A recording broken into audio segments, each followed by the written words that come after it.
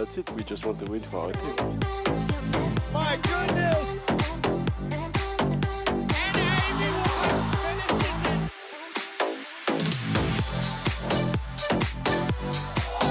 Yeah, we're just as good as the men. We're better. It's a huge point for the Bay Area. Good chance that's the number one highlight of the week.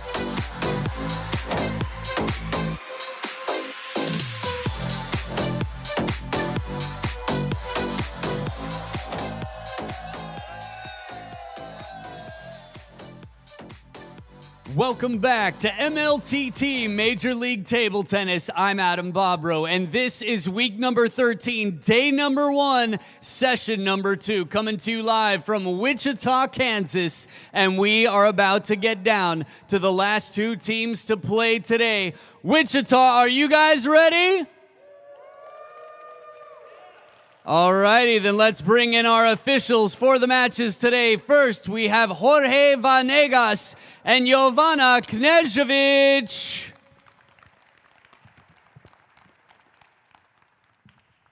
And coming in first at 4th place right now with 167 points, looking to make the most of this weekend and come out in the top 2.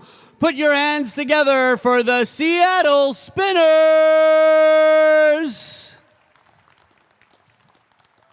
Led by Coach Luba Sadovska, Nikhil Kumar, Olajide Omotayo, Andrew Tsao, Paul Chi, Fabiola Diaz, and Johan Hagberg. And their opponents tied for first place with 199 points. A warm welcome for the Bay Area Blasters!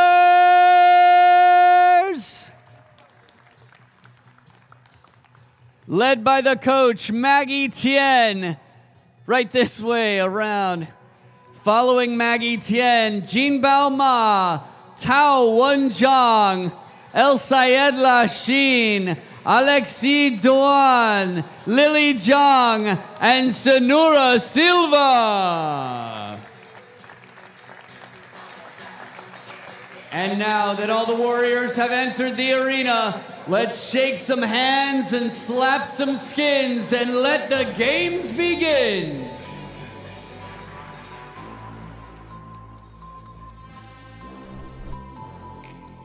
Welcome everyone to Friday Prime Time here in Wichita. Major League Table Tennis inside Koch Arena on the campus of Wichita State University. Beautiful day here in downtown Wichita, and tonight the Seattle Spinners set to take on the Bay Area Blasters for the 6th and final time during the regular season. Bay Area Blasters entered this evening with a 5-point lead over Portland, a 16-point lead over Texas. Those leads have disappeared completely. Texas, Bay Area, and Portland right now in a 3-way tie. But obviously the Blasters 21 points up for grabs tonight, in position to create a pretty healthy gap atop the standings. And Seattle is very much in the mix if they can put together a good night tonight, but 32 points shy of the other 3. With Sean O'Neill, I'm Evan Lepler. Sean, whose night is this bigger for, Seattle or the Bay Area? I think Bay Area, they want to pad that lead that they're going to have after the match, regardless whether they win or lose. They don't want to have it come down to the final game the rest of the weekend. Well, the Blasters, the last time these two teams played, were absolutely dominant, and they've got a pretty similar lineup tonight, so we'll see if Seattle can change the story. Back in September, it was Adi Serene celebrating, and look, the Seattle Spinners have won 3 out of the 5 matches.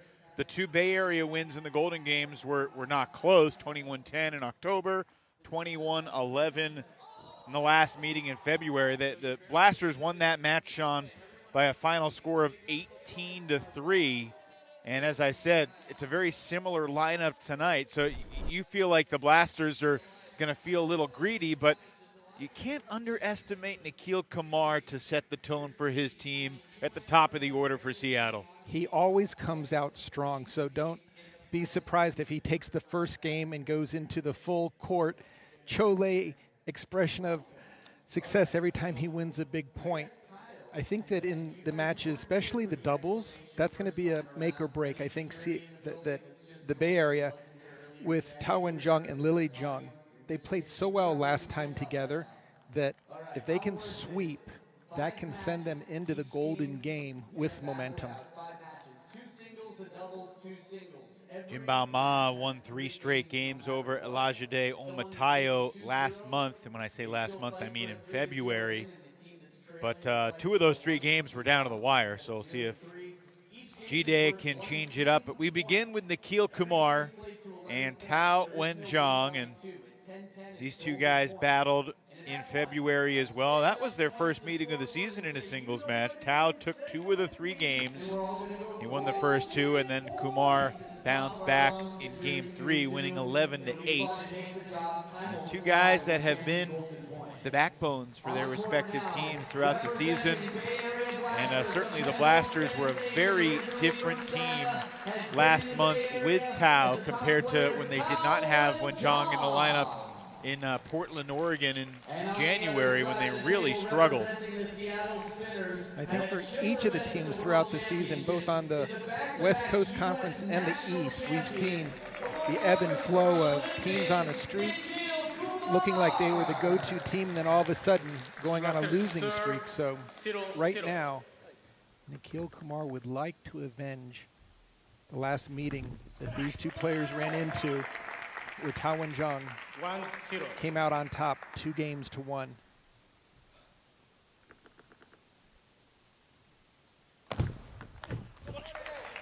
Couple misses for Kumar, and 2-0 lead for Tao Wen-jung.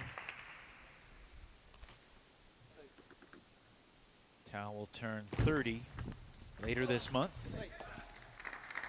And Kumar came off of a very successful U.S. Olympic tryouts where he finished in the top 2, which will send him both to Czech for mixed doubles tryouts with Amy Wong, but also to Lima for a continuation of the Americas Olympic trials, where the top players from the U.S., Central, and South America will be fighting for 5 spots in singles. Nikhil's got a long journey coming up. He had his gigantic suitcase with him arriving here in Wichita with all the stuff he's going to need for weeks on the road, playing at the highest level. Nikhil, just 21 years old, turned 21 in January. Student at Berkeley. 2-time U.S. national champion, chasing Sean O'Neill in the hierarchy of U.S. national champs. Got a ways to go to catch you, obviously. He'll definitely be in the running, as I assume he'll probably play in at least 5 to 10 more. How many did you play in? Quite a few. You won 5 out of how many? 5, approximately. 3. I think I was in 7 finals. Okay. So 5 out of 7. Not a bad percentage. But I played from 76 to about 96. But a lot of them when I was a youngster, like Nikhil did.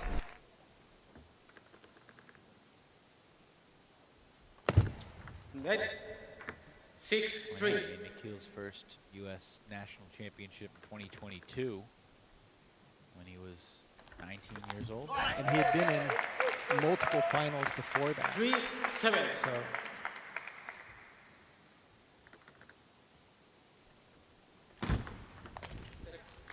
I'm going to be very interested in be following the action 4-7. when Nikhil and Amy go to Czech for the mixed doubles Olympic trials. They should do exceptionally well. And having MLTT as their warm-up to try to qualify for one more event in Paris. I have a feeling that Amy 7-5. will be playing in Chicago. Nikhil's got to work a little bit here to help the spinners. So you're calling the Texas Smash or going to the championship weekend? I think they're That's looking. what you just implied. Yeah, they're looking so good right now. They dodged a great bullet this evening.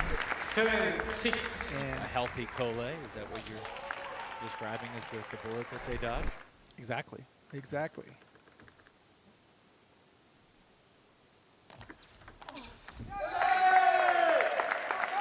So it sounds like you're leaning 6-8. toward the Bay Area Blasters and the Texas Smash, which would leave the Portland Paddlers on the outside looking in. Now, Portland's going to go into tomorrow at worst in a tie for that final playoff spot with 2 days left in the season.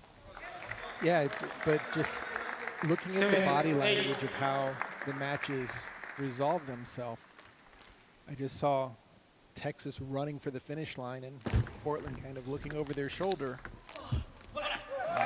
Toughness for Kumar, and when John has a 9-7 lead and a couple of serves on his paddle, trying to seize game one.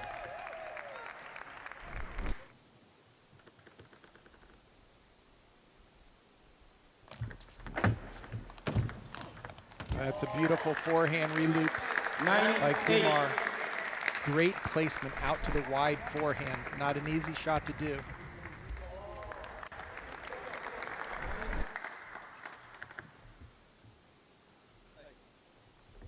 When John taking an extra beat or two before this pivotal serve. Oh, that was a nice backhand third ball attack by Tao Wen-jong. Just right off the bounce. Excellent placement, right into the body of Nikhil. Kumar trying to kill off a couple of game points on his serve. He's unable to do it. Tao Wen-jong takes game one by a final score of 11-8. And the Bay Area Blasters are back atop the standings by themselves. Tao Wen-jong earns the 200th point of the season for Maggie Tien Bay Area Blasters.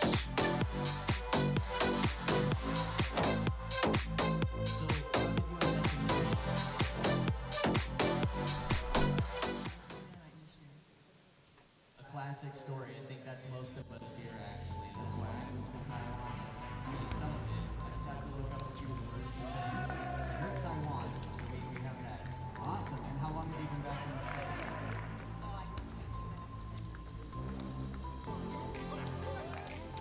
That was a good summer, right? You even wrote a song about it.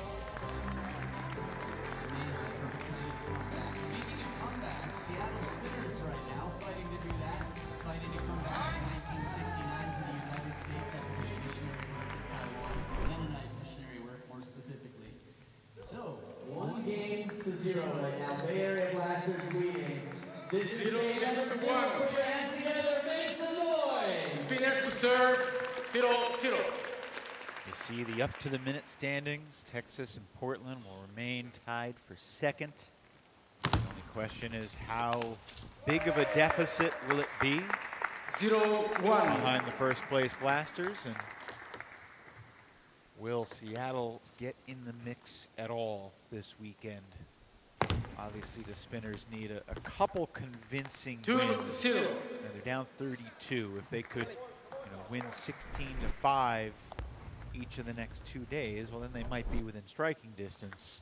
But obviously that's also a tough ask considering they're missing Adi Serene, and it just feels like everyone else in this division, I would argue Portland as well, is just clicking a little bit more right now than the Spinners, who really struggled in their hometown weekend in Everett, Washington. They won just 12 out of a possible 63 points 0-4. in late February against the rest of the West. They went 1-8 in doubles that weekend, Sean, and 0-3 in bowling games. And the singles was not phenomenal either. They went 11-25 in singles games. Nikhil Kumar played in 2 of the 3 matches in that weekend. He went 2-4 in his pair of singles opportunities. Nikhil went an uncharacteristic 3-12 golden game points in that February MLTT weekend. Now you have to bring your A game to the golden game.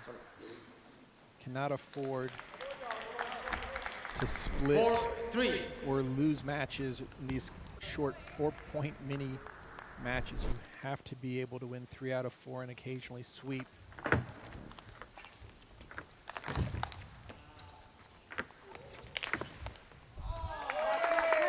Convincing stuff from Tao Wen-chong there. Climbing on top of the table, it felt like, to put that away. 3-5. That would not be legal if he literally jumped on top of the table, I understand, but look at how he does this here. Good angle on the smash.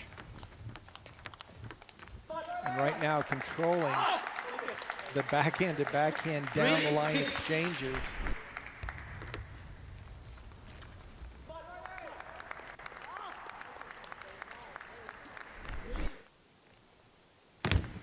Net 3-6.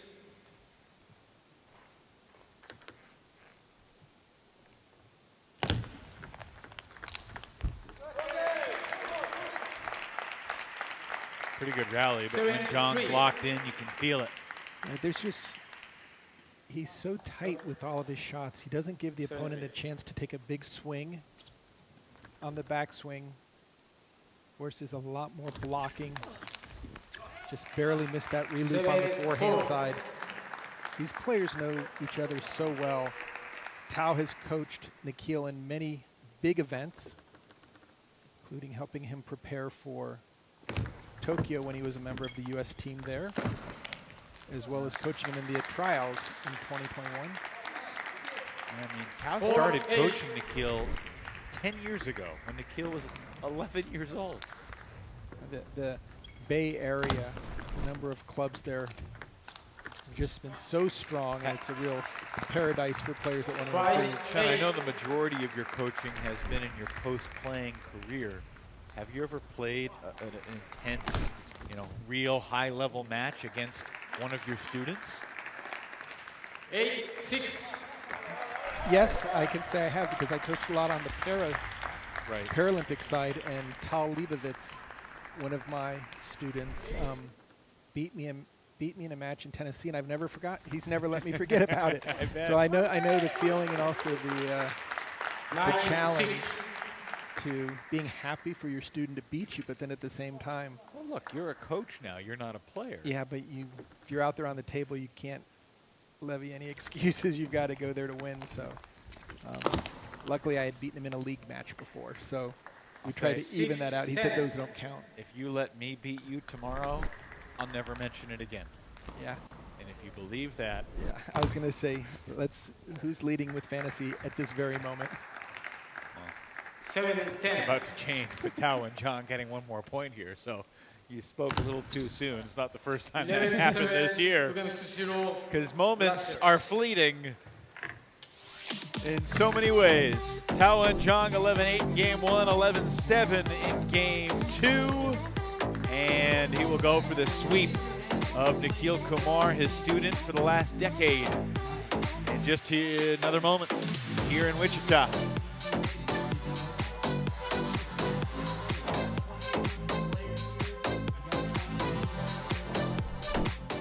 You win 2-0. That's enough, right? Nikhil Kumar finished top 2 for the Olympic trials. Him and Kunuk John. It's a big deal. Raise your hands for Kunuk John. Awesome. Back in action after probation, looking good. Him and Nikhil Kumar right now still fighting so that they can represent Paris this summer. A lot of people ask what percentage of these players play the Olympic Games. And I will say, not the majority. But you can find Olympic athletes are in the games. We've got Lily John here, for example. 3-time Olympian. Look, she's already qualified for her 4th in Paris this summer. I'm looking around. We'll see if Tao and John can do what he was unable to do in February. Just like the last West Division event, Tao and John has taken the first 2 games over Nikhil Kumar. Now Nikhil brought the energy in Everett and won game 3 by a score of 11-8.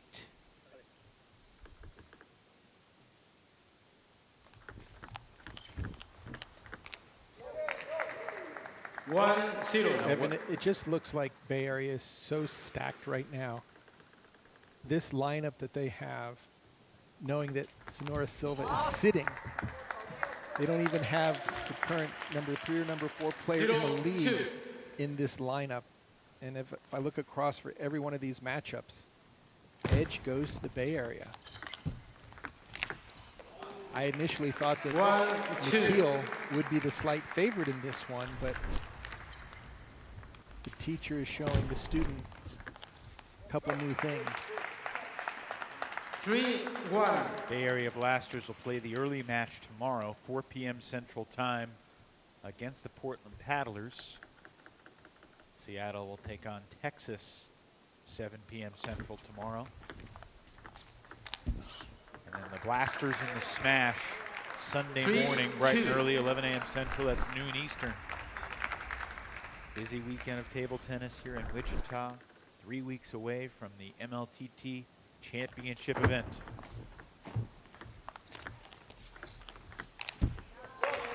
Nikhil throwing everything at Tao Wen-jong. Side spin blocks, change of spins, and then finally going for a big forehand. But he nets on the return. Nicely done by Nikhil. 3-4.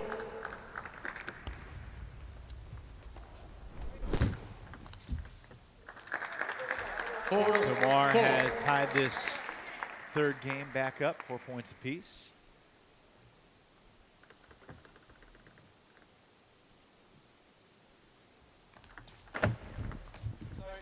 Really digging that serve back. Just chopping the heck out of it.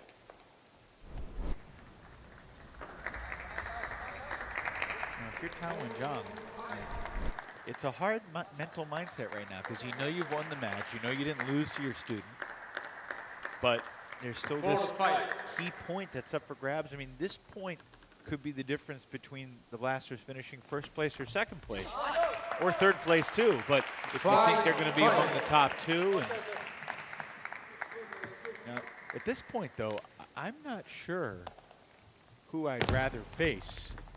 If I was a West Division team choosing whether you finish first or second, your reward for finishing first is the hottest team in the league, the Princeton Revolution. Who is as deep as you might be. 6-6. It's really astonishing what the Revolution have done from starting 1-6. They have completely turned their season around, fought their way all the way back, and really clinched second place on the penultimate day of the regular season. Well, I'm going to go very out little on, doubt. I'm going to say the player that has impressed me the most going through that huge comeback has been Angela Guan. She was taking such a beating at the beginning, trying to find the perfect doubles partner. So at the end, we're watching her attack, do awesome in the golden game. Yeah. And she just stuck with it, which is the mindset of a good defensive player. Just never give up, and stay patient. And Nikhil Kumar, that last backhand was a bullet. He just pulled that out. Now unable to track it down. And this is what we saw last time they played. Third game, Nikhil. He said, I had enough of this lesson. Let me show you what I can do.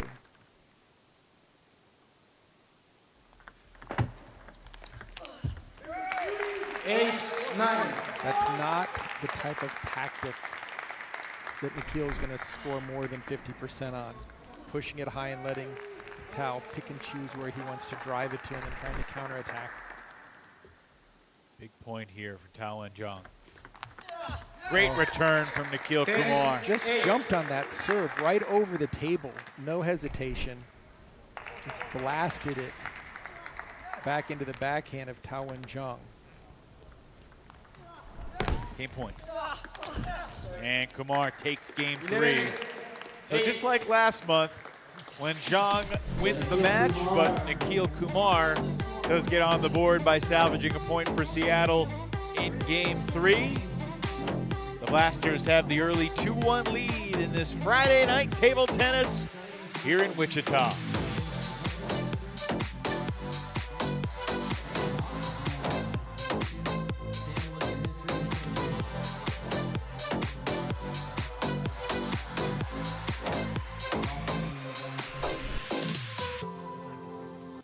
Pretty solid. How long has that been going on, Dan?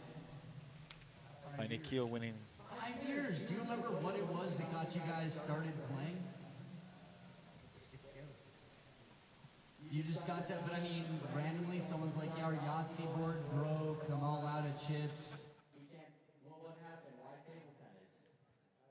And we're joined now by Tao Wen-jong after his 2 out of 3 victory over Nikhil.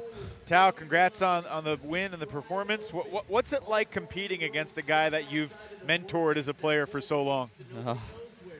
So today this court is so many rain. You know, it's we both is I think it's play a little bit ugly, but I'm trying to my best to win because the 3 teams are very close right now. So I try my best.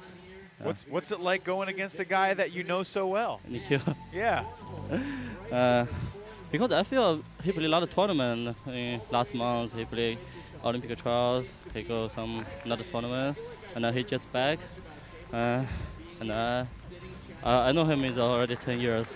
So I don't know. Yeah, that's it. Which team moving forward are you more concerned about when you play Portland tomorrow or when you play Texas? Which team is going to be tougher? I feel Portland because they have Corey. Yeah, only this reason. Well, how do you feel your level is at right now, Tao, coming into the home stretch of the season?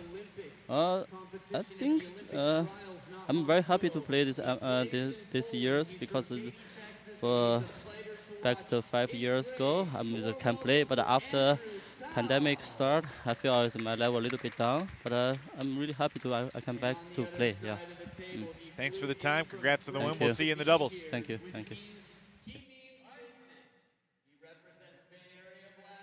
Not sure if Tao Wen-jong watched Kolei play earlier tonight and if that would impact his thought or not, but I understand his point because he's often matched up with the other team's best player, and Kolei has been the best player in the West throughout the season. Yeah, I think the Blasters got in after the first team match, so he might not have seen. But I can promise you that they will be watching on YouTube, like all of our fans can do, with video on demand, watching it at your leisure. Andrew Sao and Alexei Duan have not played a singles match against one another since October. Duan took 2 out of 3 from the youngster Sao back in the fall. 1-2. I would say, Evan, that Andrew has more power, just raw speed on his finishing shot, where Alexei moves the ball around more, gets that first spin in, and likes to play the rally. Very comfortable playing a 5 or 6, 7 shot rally. Andrew wants to finish it with his big forehand as early as he can. 3-2. Generally, who has the advantage in this situation? The guy who likes to end it quick or the guy who's more comfortable with longer rallies? It all comes down to the serve return. If you can nullify the server's advantage for the power players, you can force them to really take a step off and not have that power. If the power player like Andrew can make that first loop, that'll just get him going in the rally to where he'll set up his finishing shot. So watch both players, whether it's a short drop shot or whether it's a quick spin off a serve that comes off the end of the table instead of staying short.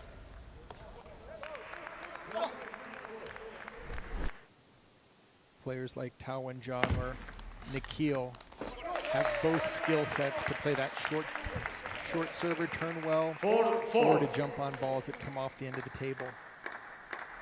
Andrew's improving his short game. I would say Alexei's improving his power. That's a nice shot there. And look at Andrew Tao. 5-4. Just a big forehand off of a solid backhand by Alexei.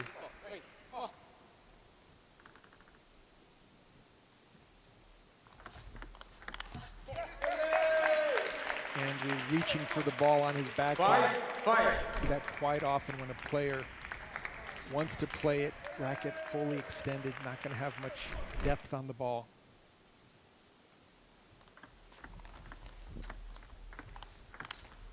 Backhand to backhand exchanges are going to favor Alexei over Andrew. He's just got more spin on the ball, more control.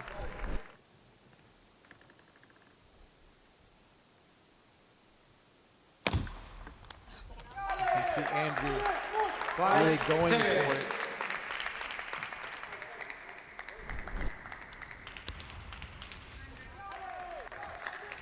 Sean, what would you say about Andrew Sau's season? I mean, he's had a pretty good year. Obviously got off to a really good start in the fall. Stumbled a little bit in the last event, but still played well in folding games in Seattle. And look, he was 15 years old when the season began. Turned 16 last September. I think it's very similar, Andrew and Daryl Sau, with very young, a lot of potential, a lot of talent, and really they just need to play at this level as often as possible because they get a different set of serves, a different set of serve returns. Everyone at this level has a strength that can win directly.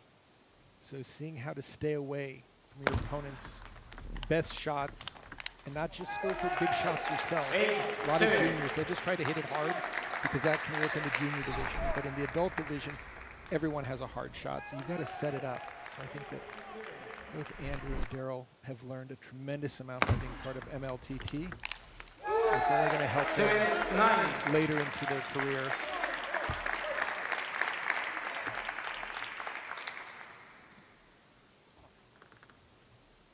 The other beautiful thing about MLTT is the number of international players. So for Andrew to be able to live at home and not have to be living in Europe to play somebody like at Alexi's level. Andrew Very helpful. The Houston, Texas area. 2023 U.S. U17 champion.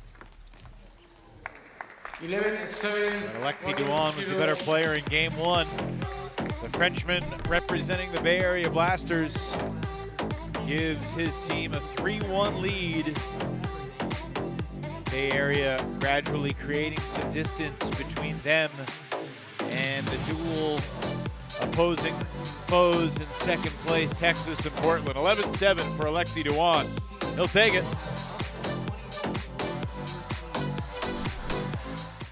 So, yeah, 3 days, exciting times. Man, any questions, Ben? Anything you're curious about? Okay, Jeremy? Okay. And a guy with no friends. Tell me your name one more time. Alexander, are you sure? How can you not have friends? You're so generous. You're willing to give up your golden popcorn to get you 2 pieces? What do you mean? That's why you shouldn't have friends. He's getting popcorn. I feel like we're friends already. I want to be best friends with him for popcorn and nothing else. And the laughter and the warmth that you bring. But the popcorn! Amazing. Times are good right now, especially for the Bay Area Blasters at 3-1. Game number 2 with Andrew Sau and Alexi Duan. Let me hear you make some noise! 1-0, Blasters to Blasters serve. now, 0-0. 202 total points. Again, Bay Area will take on Portland tomorrow, Texas on Sunday. 0-1. They cannot create an insurmountable lead by what they do today. They're going to have to battle against the other top teams the next couple of days regardless. 1-1. Right now it's about creating cushion, creating a gap so you can lose but still win, if that makes sense. Lose close. Yeah. If they can, if they win this match 16-5, they'll obviously Or to lose 11-10 to one of the two teams and Right. they'll be in second place. they could afford to lose, you know, 13-8. 1-3.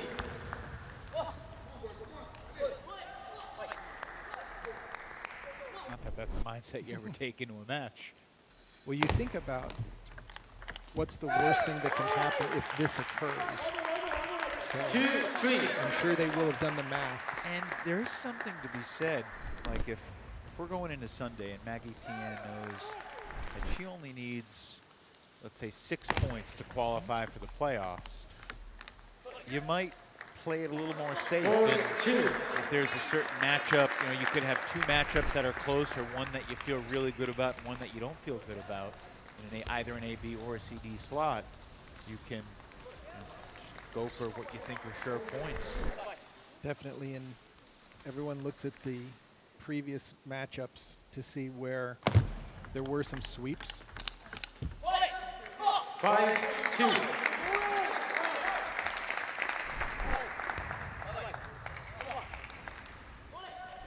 Andrew doing a much better job on the backhand side, 6-2. because that's where 2-6. Alexei would love to keep the rallies going, backhand to backhand.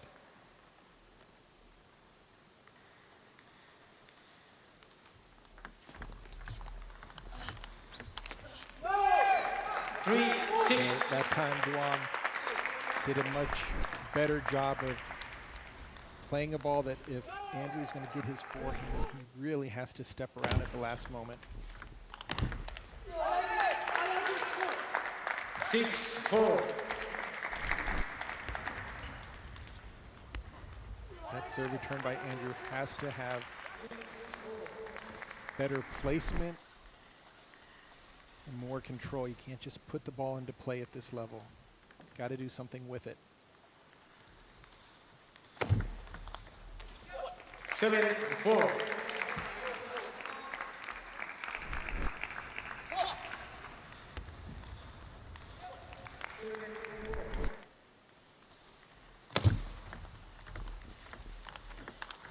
Wow. Look at that forehand by Andrew Fowl. 4-8. Perfect timing. Driving it to the open court.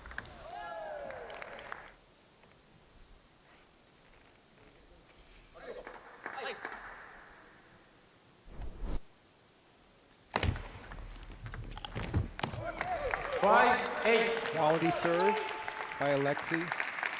Andrew not able to keep the ball back low. Popped up. No way to cover the entire court.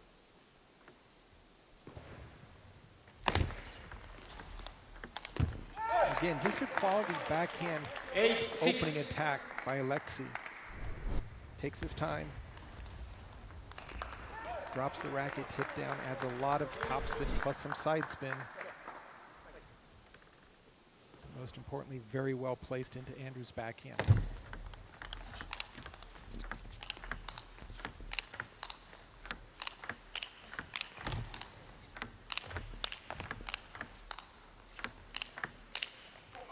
Maybe the best point of the day so far, Sean. Andrew made two great backhands from the backcourt. Timeout. Seattle wants a timeout. Timeout called by Luba Sadovska of Seattle. Try to eavesdrop a little bit on Luba Sadovska and her young teenage player, Andrew Sau. Claudine Gunn, wait a minute. What weapon did you bring, Claudine Gunn? Is this made of cedar wood? What other wood is in that racket? Arbutus and Douglas? Are you from Vancouver? Vancouver, BC, Canada. Is that the capital What I'm of guessing Douglas that Luba and is telling Arbutus? him. That I would not. Keep the ball on the table. Me neither. Go for the biggest Just shots saying. possible. That's a pretty crazy racket over Try to get there. your forehand Really cool. in I like it. Early on May I each see? point. Okay, look at this. Made a cyber shape out of British Columbia. In the backhand to backhand exchanges, that's going to favor the Bay Area Blasters just because Alexei's backhand is so much stronger. She's closer than anybody here to the coach of Seattle Spinners, so she's got the hookups. Thank you, Claudine Gunn. If you have any questions, anything that you're curious about, let me know. Victor, I'm looking at you too. It's a 1-point game. And if your girlfriend doesn't play Andrew table Sau, tennis, who that's lost okay. game one, Wanna has the make sure slim that you're lead. more educated than anybody 7-8. here. 8-7. Back from the timeout, here we go. And he's got the serve.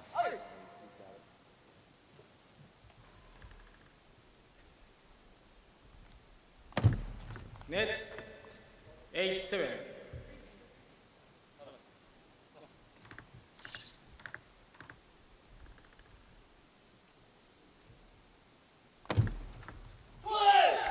That worked out well for Seattle. 9. Good placement. Right in that transition area between backhand and forehand. Alexei tried to stay with the backhand.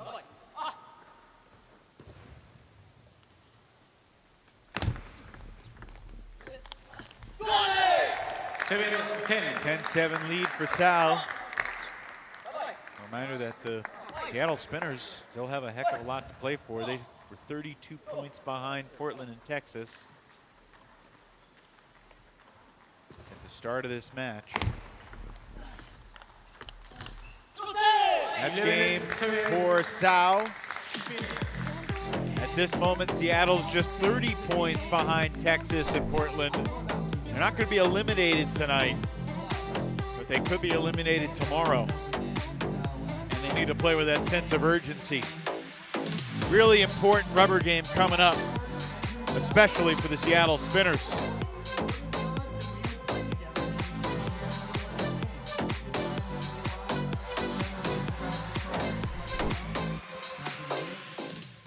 So what's on your mind, Jeremy? I'm ready. Are your shoes specially made, or do you just get a white pair and drop them?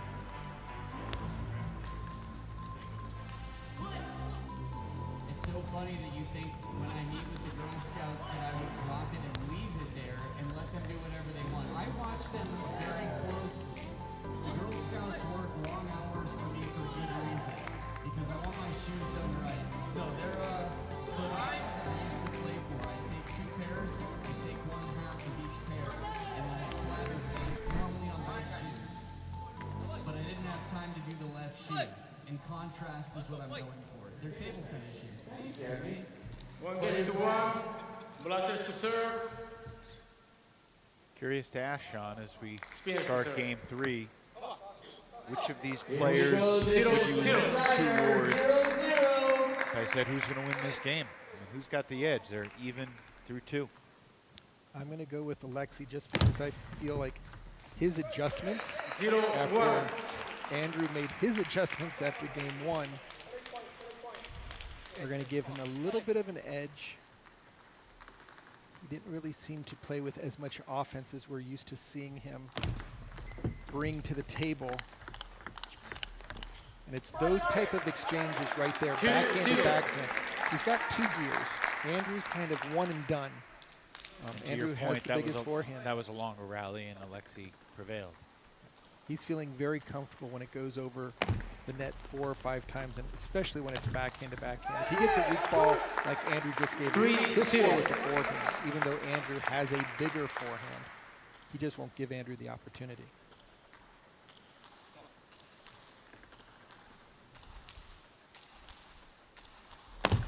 Net 3-0.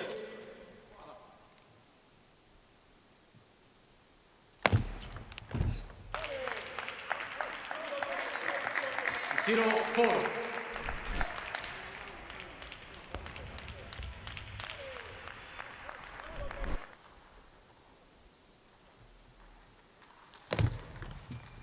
Nice deep serve by Andrew. 1-4.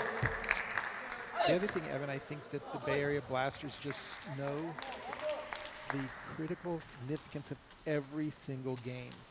Whereas I think Seattle feels like it's a very high 4-2. mountain to climb to get back into the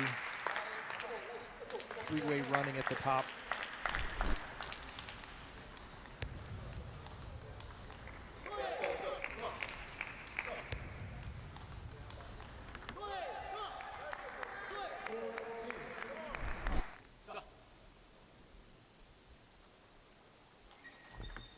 Net 4-2.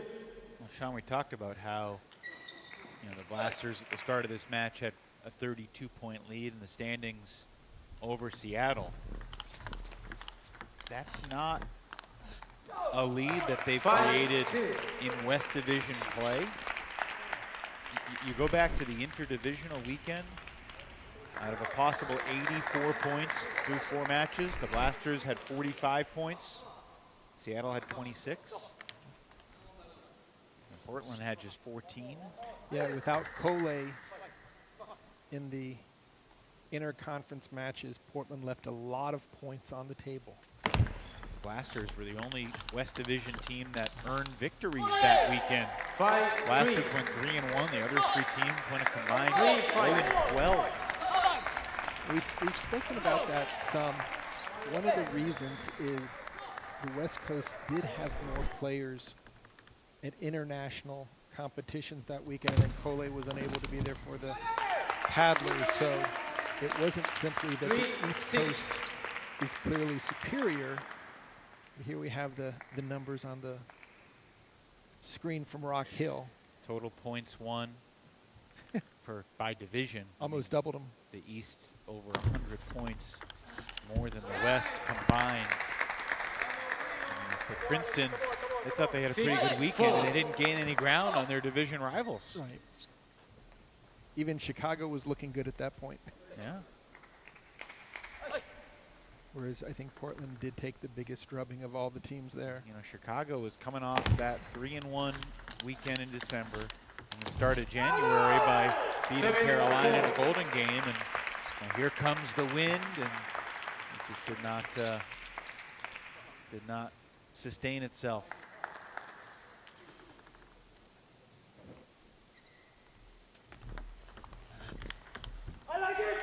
Again, just very consistent, workmanlike fashion by Alexi Duan, just getting that first spin on the table, good location.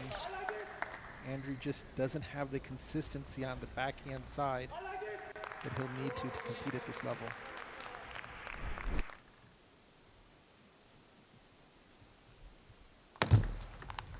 Net 4-8. Alexi seemed to accept it, but he wasn't certain about it. He thought he hit a winner. It looked like a winner. And now betrayed by his paddle. How Instead dare of you 9-4, miss that it's ball. 8-5.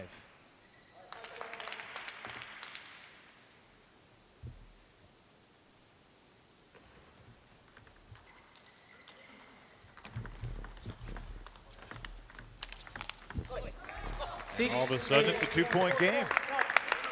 8-6.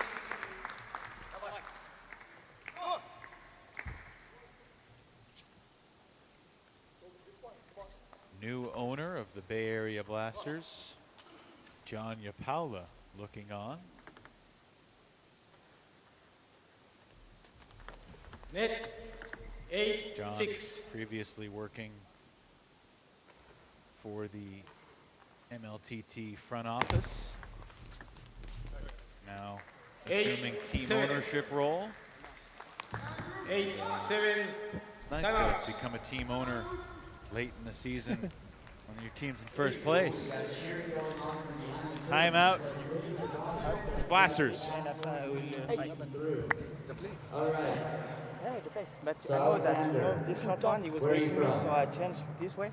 And okay, I want to play In the future, my backhand. Indonesia. Just be confident. And then now he will serve your long, heavy underspin. Just be ready and spin and finish. You just do have spin or play. I got Bali belly. Yeah, Bali. You got some good table tennis there. Ronald, coaching now. Used to be number one. Go for it. Go for it. No problem. No pressure. Play.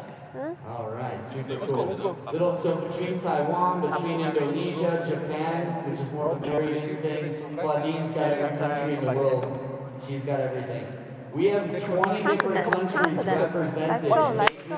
Let's go, come on! Little fun fact, thought you like people come in from all over the world. You'll get to meet some of them later on as we go. Again, if you have any questions, give me the look. Don't be too proud to ask a question. A lot to learn. 8-7. So it looked like Duan was in total control. Looked like he had a 9-4 lead after what was turned out to be a let. And all of a sudden, it's a 1-point game. Duan serving. Great pickup by Duan. 7-9. Worth mentioning, Sean, that when these two played previously back in October, the final game of that match was a golden point won by Andrew Tsao. That was the only game he won in that match. Duan was 1 point away from a sweep when he played Tsao in October. A much tougher battle right now. 1 game apiece. 8 serving 9. And a huge serve for the young Andrew Tsao right here.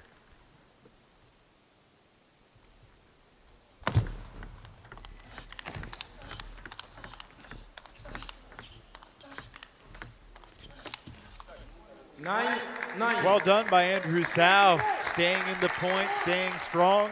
And It's 9-all. Yeah, Alexi made a quick, bold jump up to the table, but just lost out off the net. Had the shot that he wanted. Just a game of inches. And that time you can see net and out. 9-9. You still leaning Duan's way? Sure. He's got the serve. And he missed it. 9-10. What a high ball. We've seen that happen countless times today, and John in the background not looking too good. Game point for Sau on the return. Alexi trying to create a golden point. And he can't do it. Andrew Sau 2-1. takes 2 out of 3 impressively over Alexi Duan. Couple of big points there for the Seattle Spinners. And on the evening, we are even 3-3.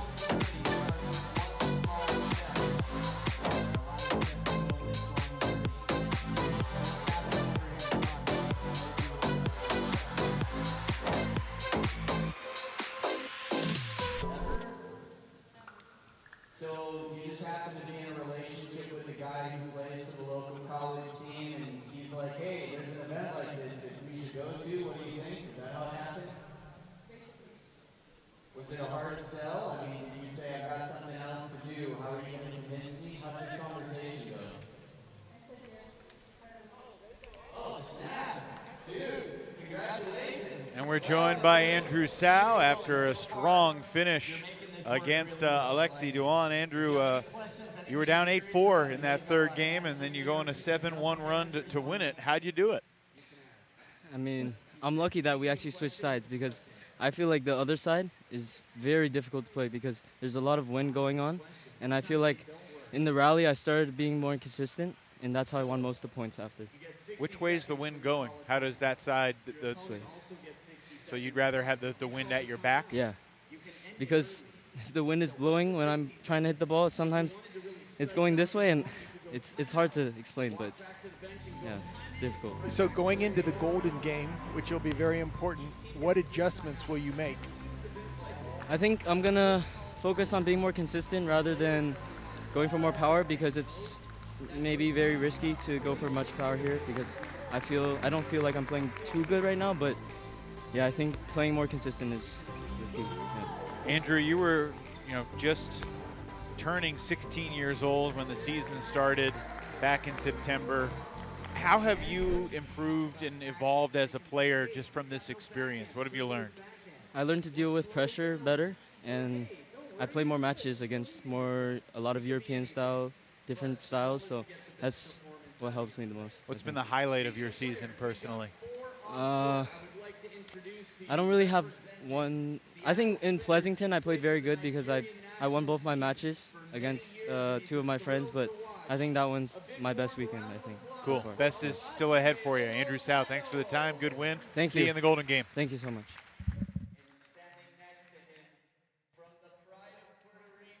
Good stuff from the 16-year-old. John, he's now 22-14 in singles games this year. Very strong in the 3-4 spot. And he's only going to improve with more and more matches of this caliber, but also playing on the U.S. national junior team, both in the Pan Am region and throughout the U.S. And this is going to be a great mixed doubles match.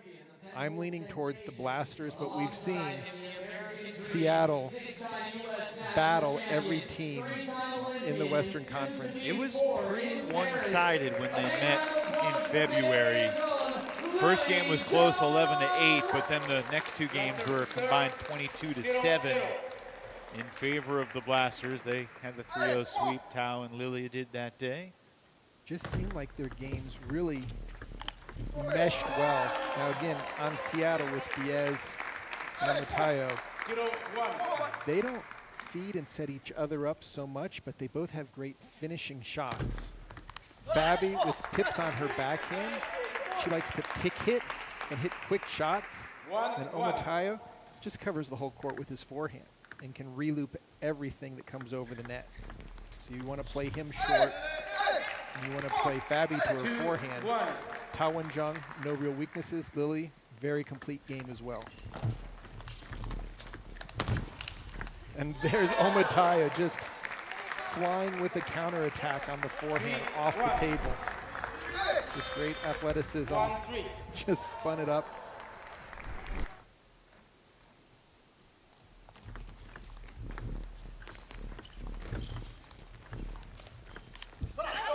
Got a big picture question for you. Obviously, in the doubles department, Enzo Angles and Hong Min have been the class of the league from start to finish. Stylistically, which West Division doubles duo has the best shot against Enzo and Hong at championship weekend? Is it Collet and Rachel Sung, or Tao and Lily, or? I think it's those two teams. I think it's Collet and Rachel, or Tao and Lily. Because of the Chinese male player, they're very comfortable playing against Hong Lin's pips out. That's something that a lot of European players or players in the Americas haven't seen a lot of. And when Hong Lin plays a quick ball, their timing is still rock solid. So we have some great doubles teams, great mixed doubles teams here. And a lot of it has to do with the women are so strong in Major League Table Tennis. You've got the best women in this hemisphere playing. And of course, the women don't have to play doubles. 6-3. So, you know, Maggie Tien could decide at championship weekend, no, I want, you know, Tao Wen-jung to play doubles with, I'll say, the Sheen. Yeah, or Man Jianbao. I mean, yeah. 3-7. And then Lily Jung would be playing singles. And Lily, when we were in Pleasanton, she took 6 points, right? So, I mean, very smart strategic move to put her into singles play. And again, in the golden game, we often will see a mixed singles match. As coaches can choose to 7-5. take some risk, move their players around. And there is something always riveting about those mixed singles matchups. I think they're unusual, they're different, they're exciting. It's just 4 points. Anything can happen. The pressure on the male counterparts is so big. You're expected to be able to take 3, if not 4 of the points. And we've seen a number of times where the women come out and win 3 or 4 themselves. So a lot of it has to do with styles. That's a great over-the-table loop by Lily Jung. Good placement, set up by super footwork. Lily gets extremely low on the serve return. That was a little bit of a lucky ball by Omatayo, just going for the counterattack. 6-9. Lily and Tao have had some availability issues. Those have been their primary issues. When they're together and healthy, they are really sharp. And if you look at Tao's game, he's so experienced, but his short game and serve return, really rock solid. Doesn't give the opponent a chance to play any free points. And there, perfect setup, put away. Yeah, his pen hold over the table smash is a sight to see. Yeah, he loops the ball with such spin and great balance. That's the other thing. Lily has super balance as well. That time, Tao went for everything.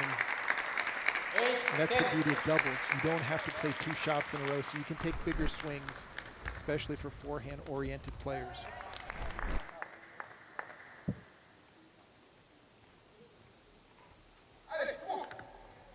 Couple of serves here for Fabi Diaz, with her team trailing by 2. Oh, that was a great serve by Diaz. She loaded up that underspin, served it a bit deeper than Tao was expecting.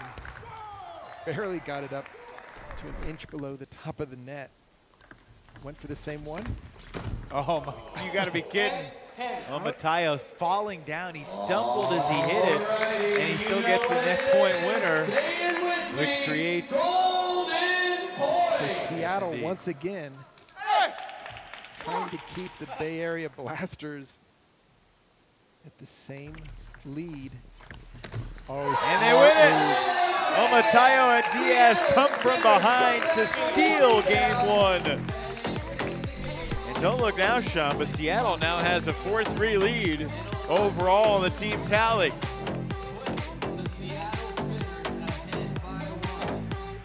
At that point, when it hits the net, you're just hoping it catches the table. And Mateo prevails with Diaz, 11-10.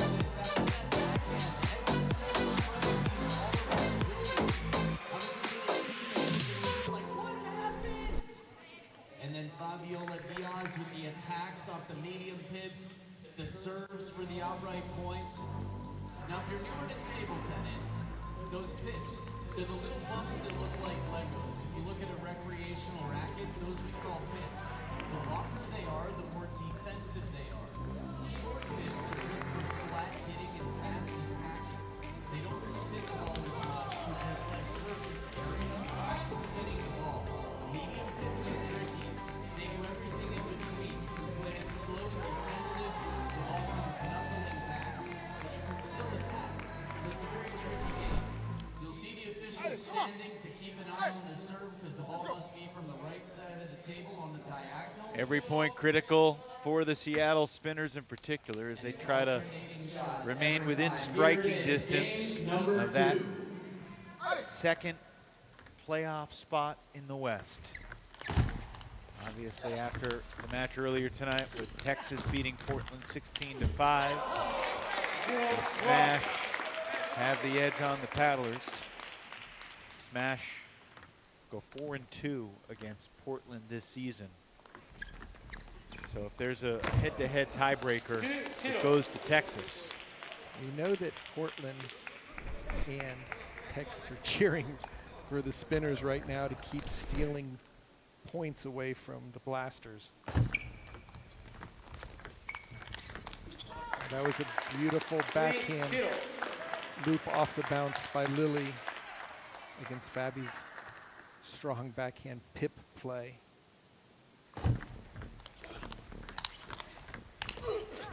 I'd say Tao and Lily have regrouped okay.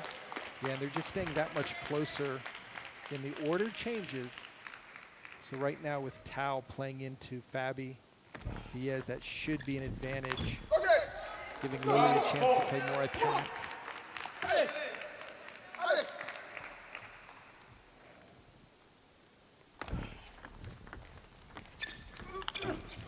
Lily's got to do more than just push it over the net.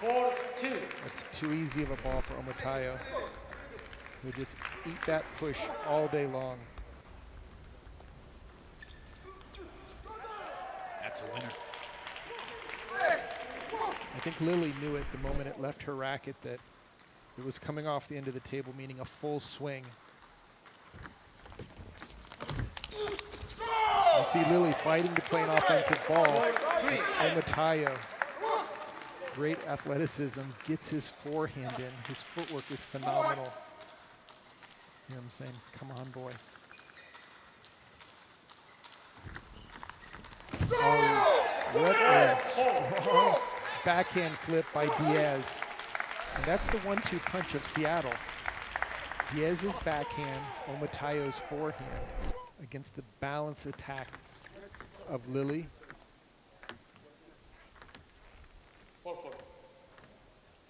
Players have to be careful.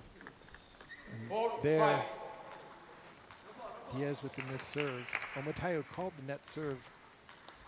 A little surprised that the umpires didn't say something and warn him. But they're the ones calling the nets, not the players.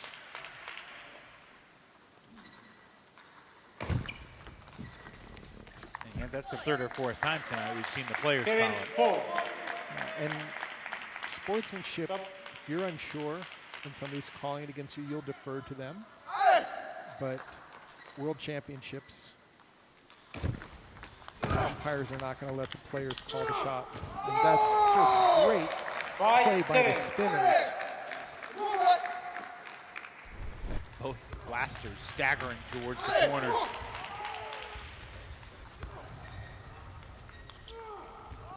Great placement from Omatayo. Just white lining, backhand out to the 5-7. wide forehand. See, communication so important in doubles. Both teams, players encouraging and letting their teammate know what type of that time Omatayo had it on his paddle. Blasters continuing to put constant pressure here in game 2.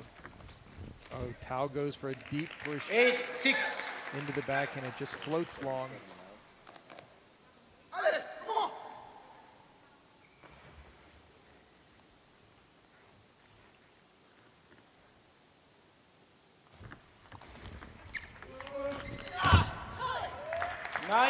Great counterattack by the Blasters.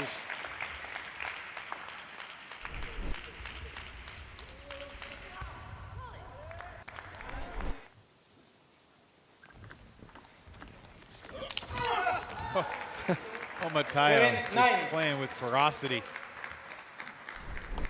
Looked like he just ran through the forehand. He got around the ball.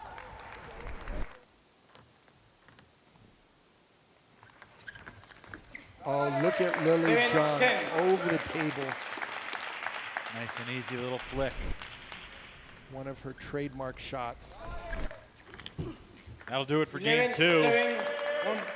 Still have had no sweeps, no 3-0 sweeps in either of our team matches so far today. And we won't have one in this doubles match. Omatayo and Diaz won the golden point in game 1, but Tao and Jung and Lily Jung respond with an 11-7 victory in game 2.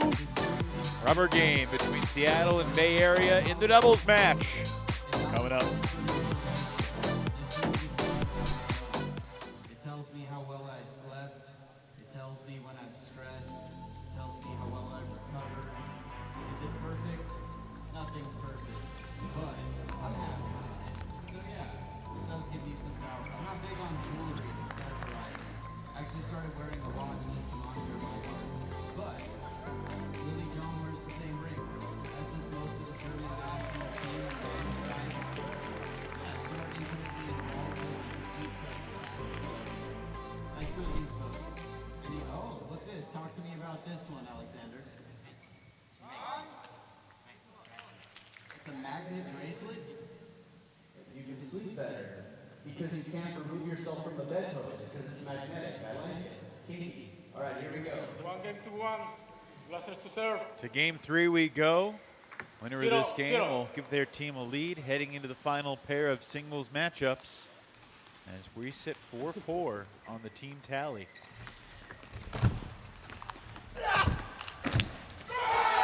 Great teamwork by Seattle. Credit Fabi Diaz with getting that first backhand offensive shot.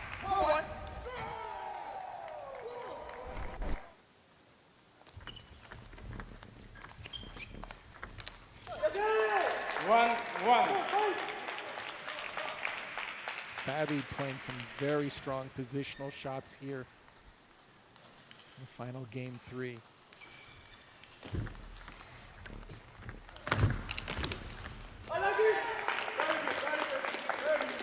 Again, the consistent teamwork of the Blasters. And Tao and Jung is attacking. Lily stays close to the table. And again, Fabi Diaz with some great placement shots right off the bounce, out of the easy reach of Tao and Jung.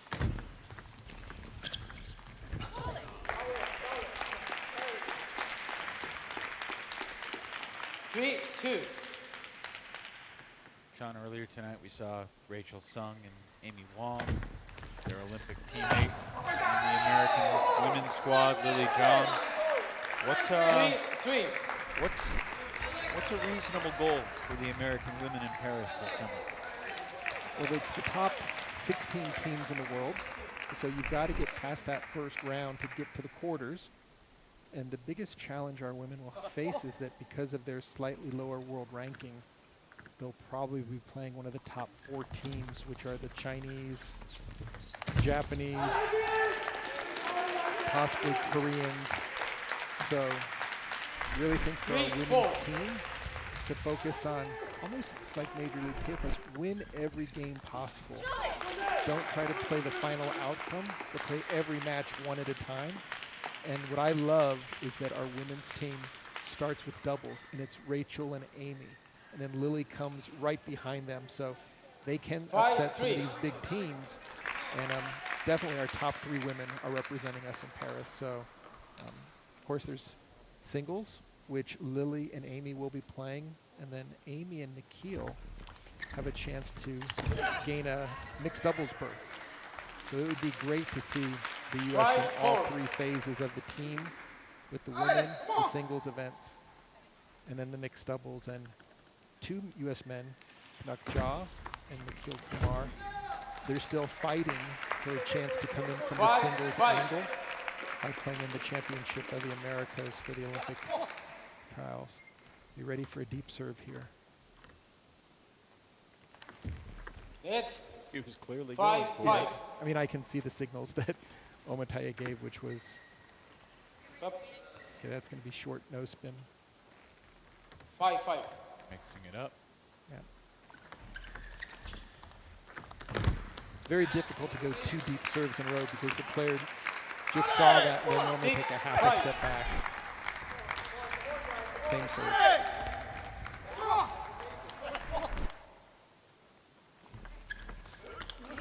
Oh, that caught the edge. 5-7. I told you before this match, don't count Seattle out. They've got some doubles teamwork, and it's shot making. I think Fabi has been playing awesome this 3rd game. We know that Omataya is going to bring his forehand. No question about that. My goodness. That's just a rocket ship. That ball never got above an inch higher than the net. Good night and good luck.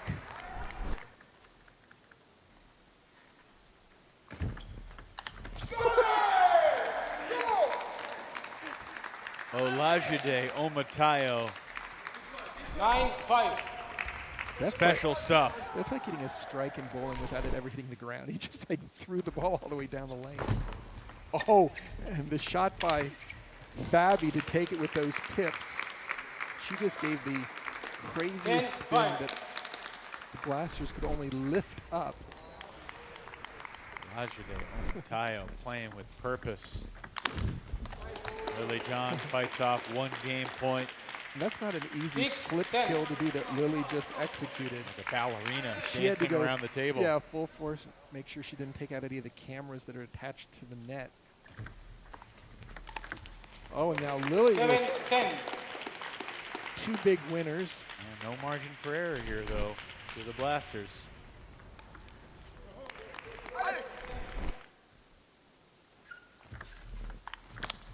And that'll do it. 11-7. A big roar from Olajide Omatayo as he and Diaz take 2 out of 3 from Tao and Lily. Impressive stuff from Seattle as the Spinners surge into the lead for the first time tonight.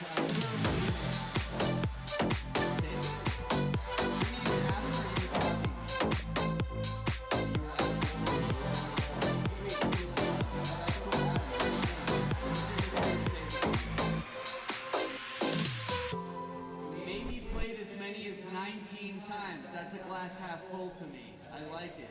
Where have you played before?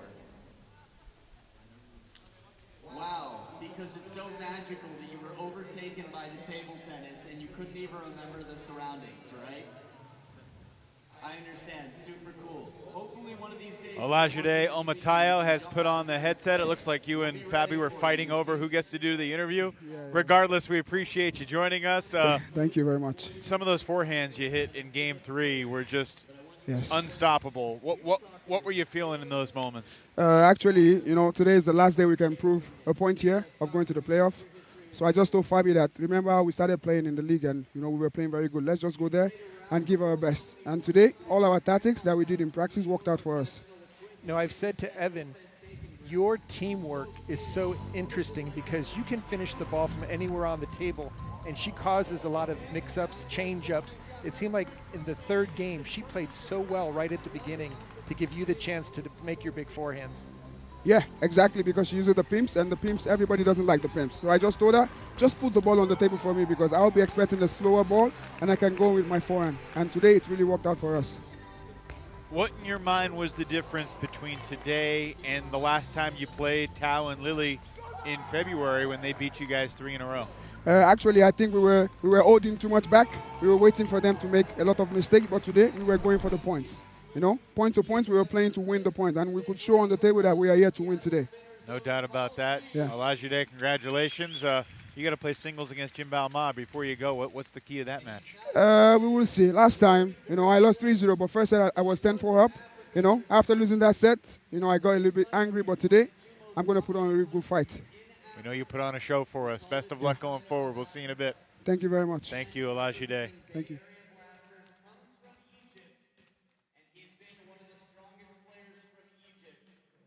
Certainly a guy that senses the moment, recognizes the situation, what his team needs to do over the next 3 days, and he's ready to leave it all on the table. No, that's exactly how he should be thinking because he has been bringing it for all the matches here in season 1, and why not? Why not do everything within your power? And those two forehands, we saw back-to-back in the doubles. I have never seen a player hit it with that pace back-to-back. This upcoming match here, it's got another one of my favorite players with Al-Sayed Lashim. Just a complete gentleman, ambassador, table tennis great out of Egypt. He came early this week to Wichita with the paddlers to get a chance to practice. When he flies here for all of these MLTT matches, it's halfway around the world, so he always wants to get in as early as possible. But just a great forehand, great backhand, off the table. Super player. He's kind of an honorary paddler at this point for all the time he's spent practicing with him. Yeah, I wouldn't be surprised if Coach Christian Lilaros tries to do a trade and get him into the Portland lineup because his experience, even when he played Cole in the first week, taking games and matches, you can't put a price tag on that. Paul Chi is going to have his hands full. 30-year-old, originally from China, now lives in Vancouver, Canada. And he catches Lasheen off guard with a serve, but then misses the kill. 0-1. And the Egyptian takes the opening point. Can he go right back to that serve, Sean? Oh. Different serve, different result. One apiece. 1-1. Don't see these guys swing and miss like that very often. Net. 1-1. Net. I think as Andrew 1-1. mentioned, there's a little bit of circulation here with the AC that's causing the ball. It's ironic because it was a very windy day outside here at Wichita, and the windows are not open here inside Koch Arena, where the Wichita State Shockers play basketball. And they have some pretty good three-point shooters here at Wichita State through the years. Yeah, that 2-ounce ball is a little bit lighter. That's fair. Basketball does weigh more than 2 ounces.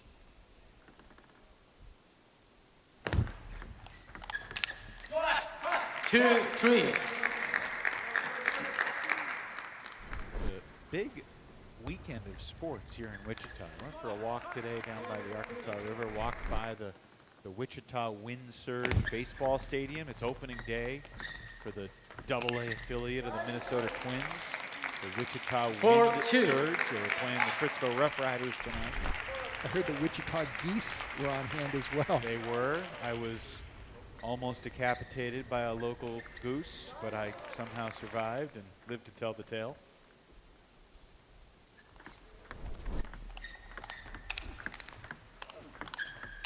Also tonight in downtown Wichita at Intrust Arena, the Harlem Globetrotters are in town to take on the Washington Generals My money's on the Globetrotters. Who are you betting on?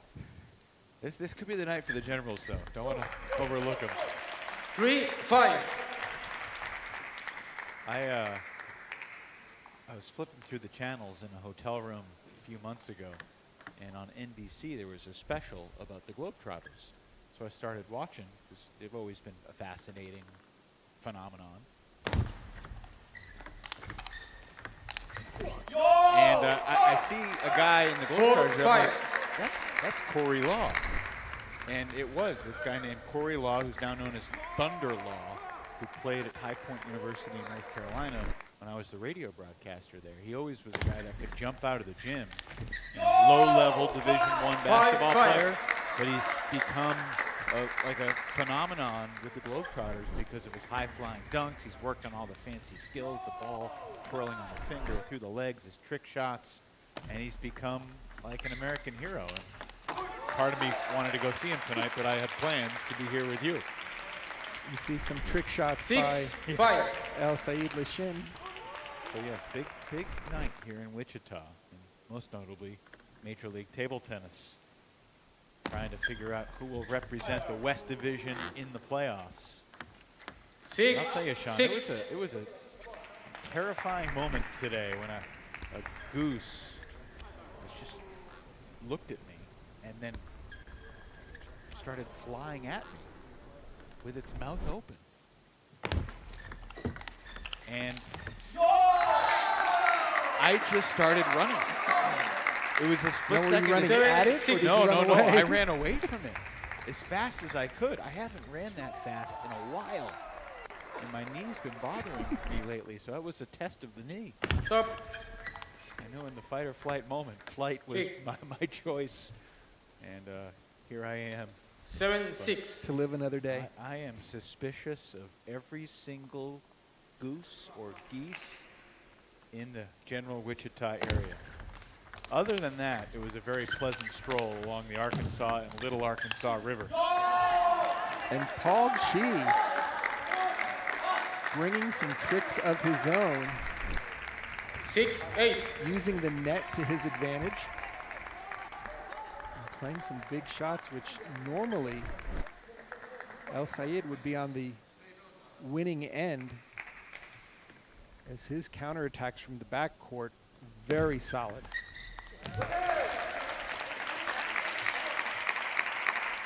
7-8. Paul has not played a ton this season. This is his first action in 2024. That's a great backhand over the table by Paul Chi. Holding his own, though. 9-7. Normally when Adi Serene is not here is when Paul will get the call up. Each team has 8 players. The league knew that some players would have conflicts in their schedule. That's why they allowed that many players per team. This is the best I've seen Paul play all season against such a strong player. And he's got game 1. Big fist pump from Paul Chi. 11-7 for the Canadian. Paul Chi takes game 1 against the Arab Lion, El Sayed Lashin.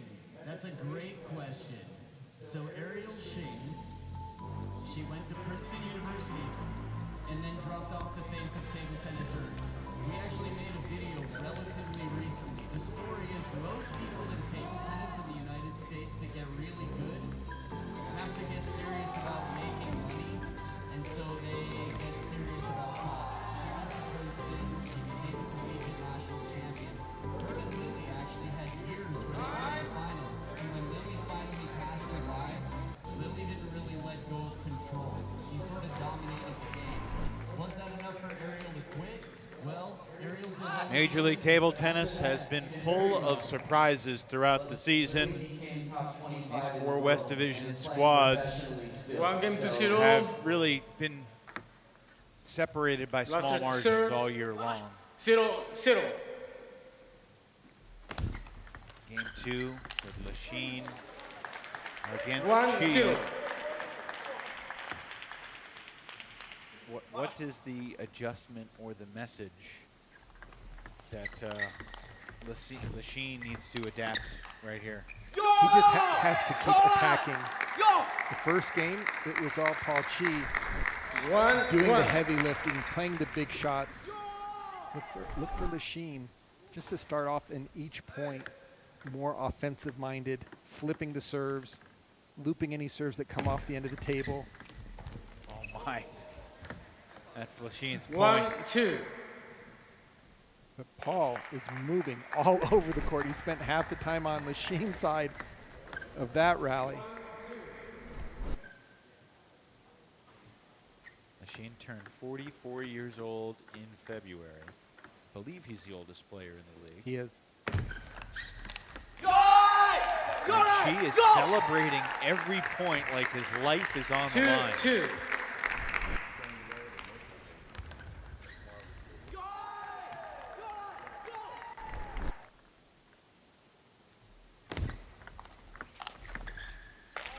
That's a good combination there by Lachine.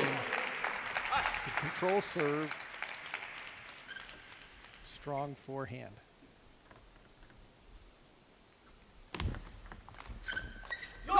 Missed it. 3-3. Exactly what he wanted. Exactly what who wanted. Lachine to step around the backhand and play that forehand down the line. He just didn't execute. Yeah, just caught the edge of the paddle. And that's not where Lachine wants to be. 15 feet back is not going to present a lot of pressure to Paul, who's making these big shots up at the table. Lachine's kind of looking around right now. Looks like he's looking for answers. Wouldn't be surprised if he get a timeout. 4-4. And that time, Paul was faulted for not tossing the ball up at least 6 inches. He has been warned, so there's not going to be much he can say. Umpires are not required to give a warning if you do a 3-inch toss. It's not like you get a freebie. There's no mulligans in table tennis. It's only when they're unsure of themselves.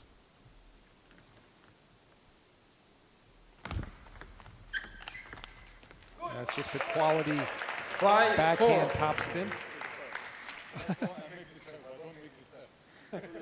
Now you can see Paul kind of losing some concentration, saying he couldn't see the serve. 5-4.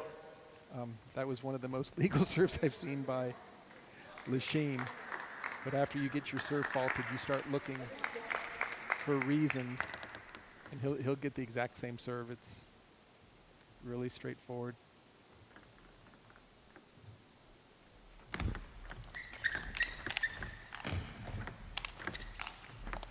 Oh, and he was in position, but Lachine fights to stay in the point and wins it.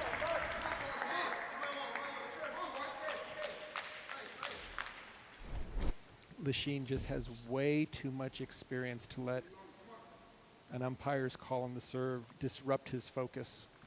3 straight points, including the fault. Oh, Chi back on track there. Backhand down the line. 5-6. Like Paul was ready for it.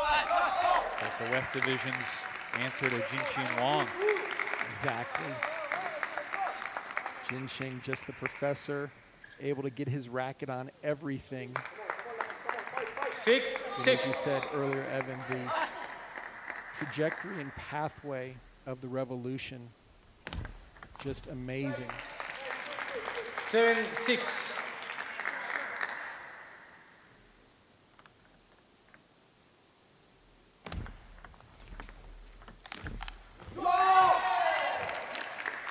I say that the spice 7-7 between Chi and Lachine here in the second game, with the umpires in the mix as well, has made for some pretty good theater. And Paul's not holding back any ball that pops up even a millimeter. He's taking a full swing on. Like that. And look at the self-congratulations after every single point now. He's creating his own energy. You gotta love it.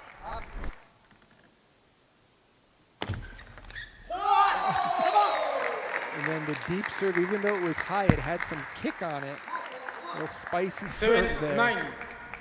And you can see it just getting outside the hitting zone of Lachine.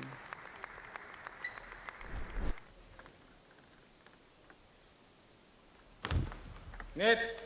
Let's say whoever has Paul Chi on their fantasy team is going to be getting some free points. He is playing out of his mind.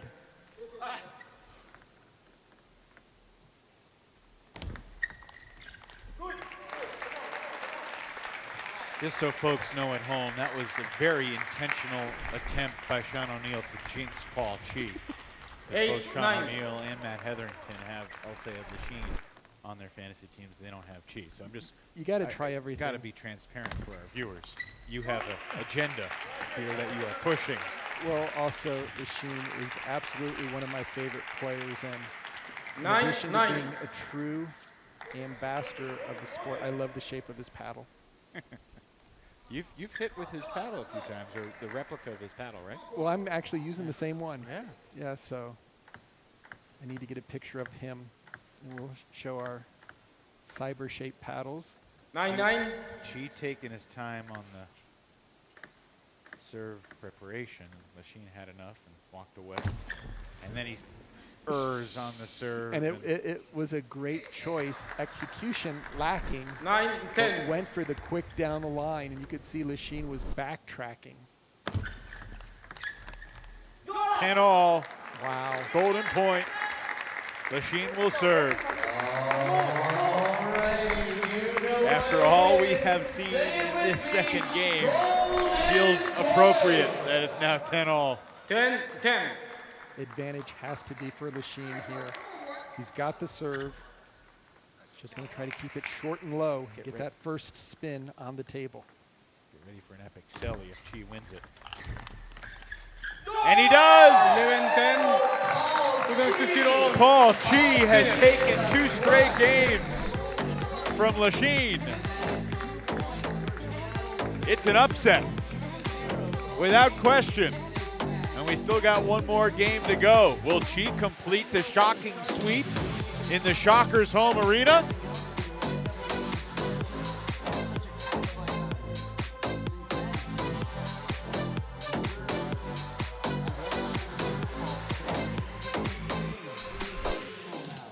I like it, a bit of tension in the room. Yeah, some high tensor equipment. Victor, how you doing? Feeling good? Okay, and actually, I spent so much time focusing on your name that I forgot his name is participant. Say your name one more time. How do you spell it? What that is? Is it Inta? Giver of love. Man, it sounds much better. Is that Spanish? Okay. Never have a child. Yeah, well, they'll probably be a boy or a girl because when you have them, they're younger. Anyway, it's 2024. I'll let the kids decide. Anyway, well, that least is going to be my kid's name. So the Seattle Spinners I love it. have suddenly built a 7-4 lead here. Number 3, get ready. The Blasters were up 3-1, and Two it games felt to like 0. this was going to be the Bay Area's night to really Spinners to serve. put 0-0. a convincing win together. And now, you know, the Blasters are on the brink of being behind heading into the Golden Game. And thanks to the great doubles play, as well as Paul Chi. That was a 0-1. quality block there by Lachine. Placement about as well as you could have, too.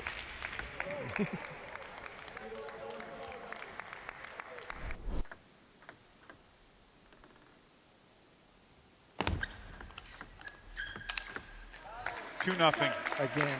2-0. Just unleashing Lachine's forehand. He can take it cross court, he can take it to the body, or he can take it down the line. Just great forehand stroke. But Paul Chi jumping on the serve and putting pressure instantly. 2-1. Stop.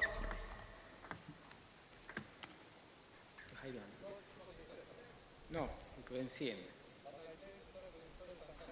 2-1. Lachine not too pleased that he feels that Paul has influenced the umpire to look more closely at his serve, because he's been doing the same serve in all 3 games. So, I mean, break down from your perspective. 1-3. Which is the umpire overstepping his bounds right now, or are both players' serves questionable, or what's going on? I would say that the tosses are probably closer to 5 inches versus clearly over 6. So the tosses are borderline for both players? If that's where the fault's coming from, like that serve was perfect by Paul. Oh. Are you kidding me? But I think what Paul has been saying is that when Lachine is playing his serve, it's being hidden by his body a little bit. That's very common when righties play lefties because there's a natural turn to the forehand position. But Lachine is not known for having much of a hidden serve. 4-3. You can see the ball as it goes up. You can see the ball at all times, and that's what Paul was saying. It's like he can't see it. Well, that angle really showed it perfectly, that there's no body in the way. And if Paul just focuses on playing and not the serving the umpire. 4-4. He's got the shots, he's got the strategy, his attack is working. I don't know why he would want to be expending energy and trying to bring the umpire into it. 4-5.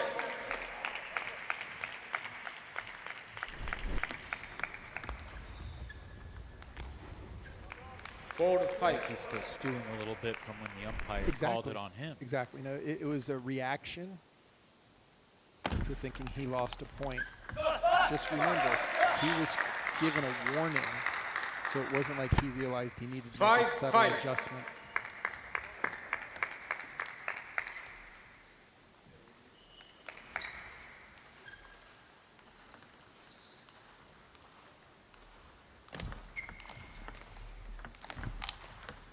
Oh, Lachine finds the spot again.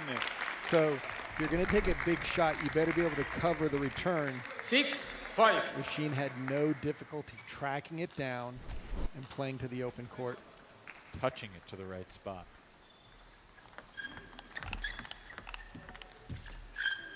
And ball goes Lachine's way this time. 5-7. Been a lot of very close points that could have gone either way in this game, this match. The big point so far was the golden point, game 2. That was worth a heck of a lot of points to all those that have Lachine in fantasy. And who have Paul Chi in fantasy. I'm sure there are some. He's back within 1. 6-7. I think Paul has himself. You would hope so. An apology. 7-7. But those things tend to even out. 7-all here in game 3.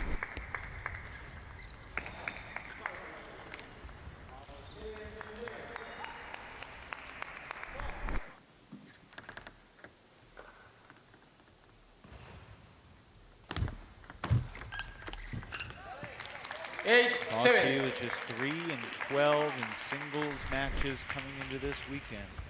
So that's trying to go 3-0 against Lachine. And he's been getting more than his fair share of net balls as Lachine says, what do I need to do to get a clean return?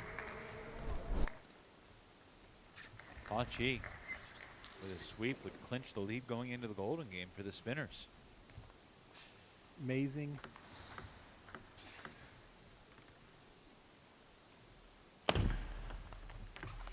Missed it. 8, Good 9. opportunity there, Sean. You want to have those balls right there on your racket, and then in this timing.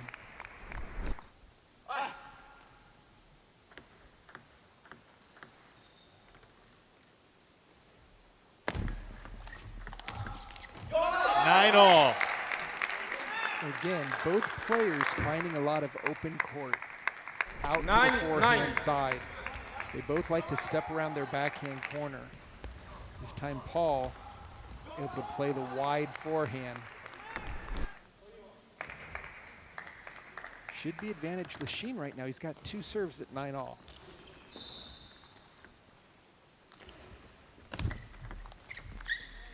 She 10, returns 9. it wide. Game point for El Sayed Lachine. It's the second time Paul's missed that ball off that same serve off the side of the table.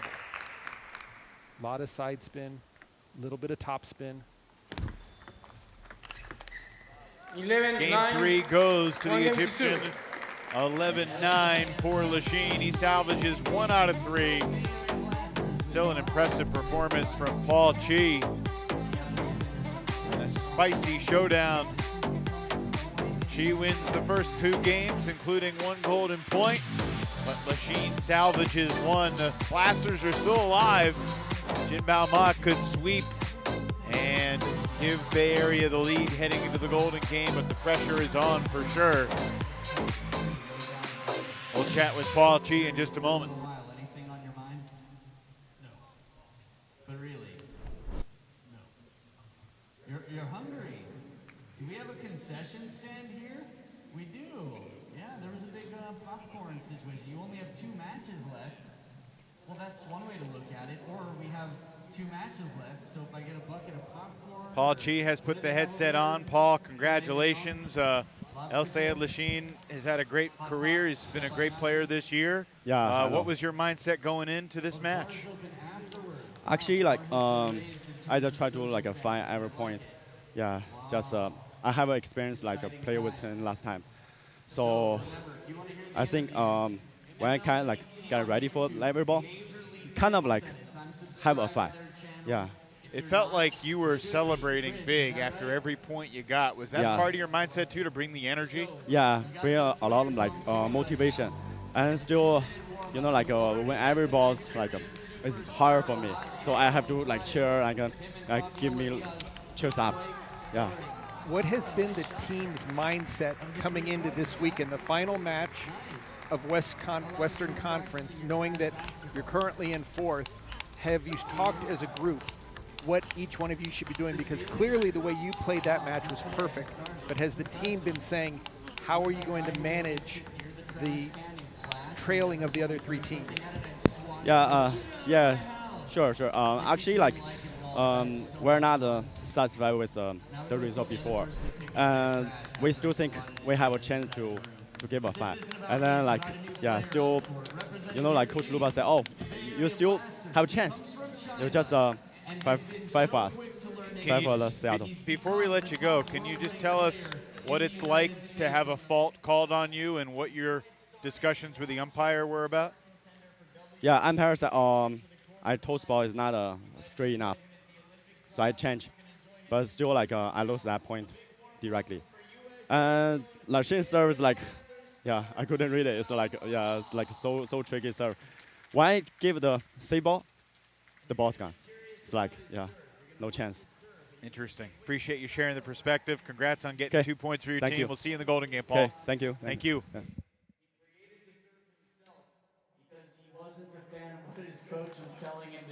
All right, it's 7-5 Seattle as Jinbao Ma and Olajide Omatayo retake the table.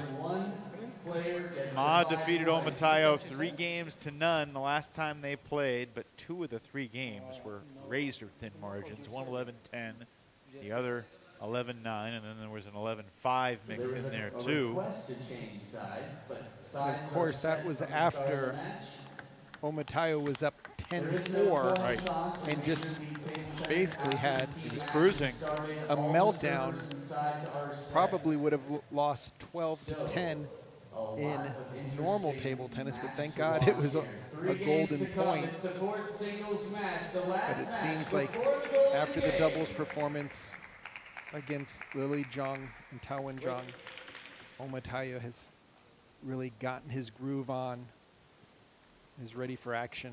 Blasters to serve, 0-0. Did the level of Omatayo's performance in doubles significantly alter your expectations for the singles match, Sean? Absolutely. I mean, the best thing that you can do is 0-1. win decisively. The amount of confidence.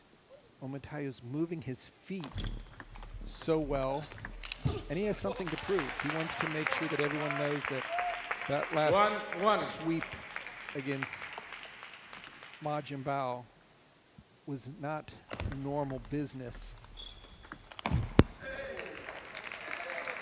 2-1.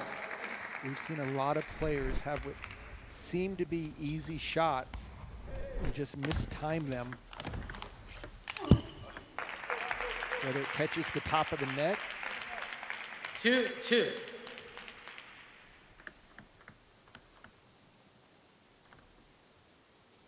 Not easy for Ma Jianbao. Oh, perfect short return there. To come in 2-3. just in this 5th match to play against somebody who's had 3 tough games already under their belt. Ma unleashing a little frustration after the net ball winner on the previous point. 3-3.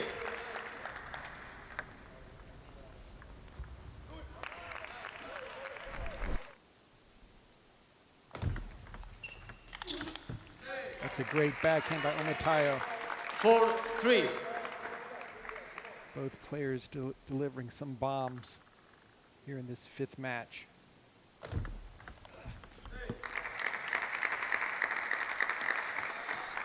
3-5.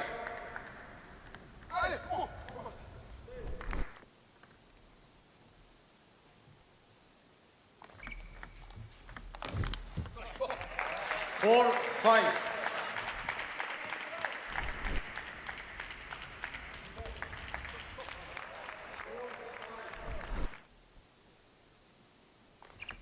Net 4-5.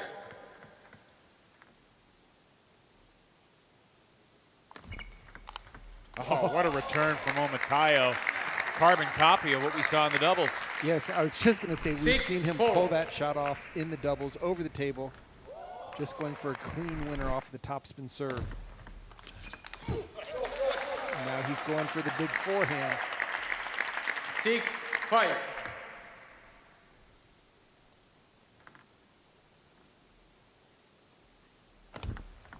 Oh, that was a big serve there. 5-7.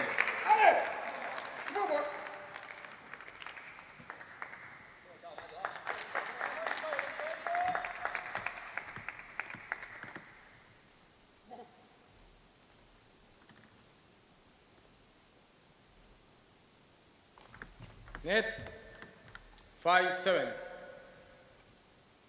And the Blasters need a sweep to take a lead heading into the Golden Game. Net. Imagine if the 5-7. Sweep here, take the Golden Game.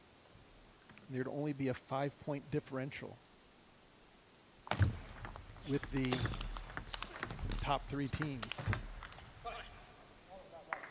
which I'm sure Texas and Portland would welcome 6-7. wholeheartedly. Seattle would still have to dominate in the last 2. And I mean, the spinners would only be, what, 13 back? 6 and 6. That gets you 12. 8-6. So they'd be 13 back, which is not an insurmountable deficit at all. Not when you're losing 18-3 prior.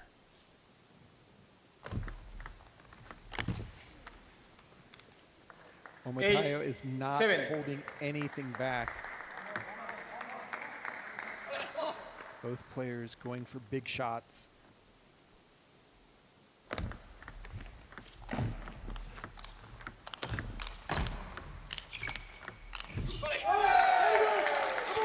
defense. Nice blocks by Jinbao Ma. Controlling the table, moving it around. 8-8. Forcing the error. It's been a good game. It's going to be a good match. Net. It's going to be a great 8-8. golden game, I can tell you that either way. One thing at a time. Oh, look at that over the table flip kill 9-8. by Jinbao Ma.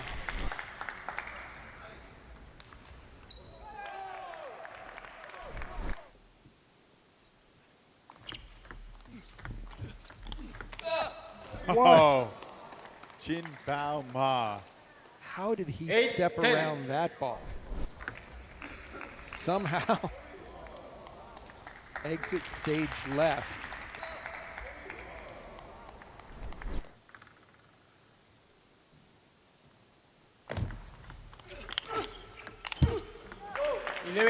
Game one goes to the Blasters here in this final singles match. Some fantastic shots from Momatayo along the way, but Jinbao Ma better in the closing moments.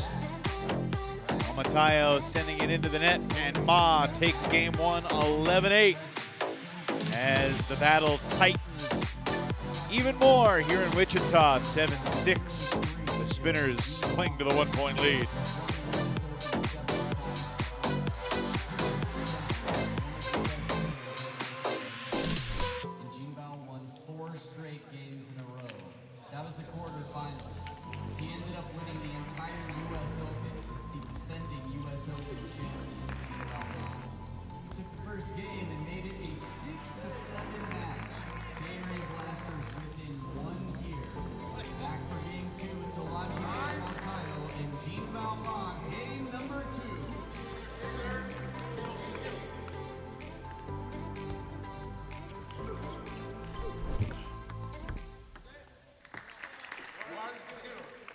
Momatayo gets on the board first here in game two.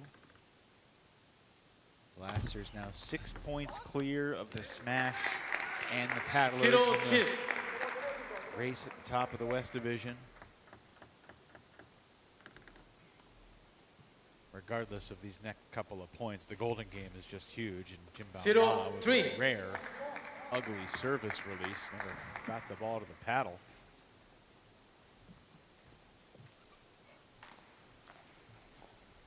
You know, the 6 points looming in the Golden Game just will change the dynamic heading into tomorrow one way or the other.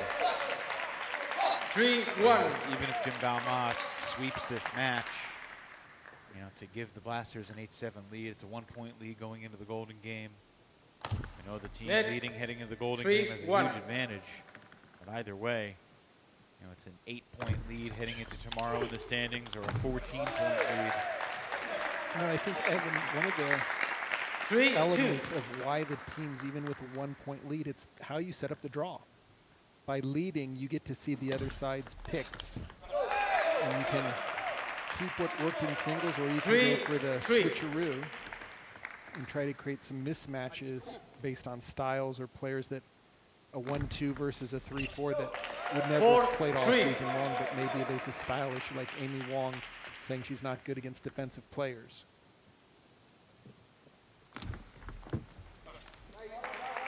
Three, 5.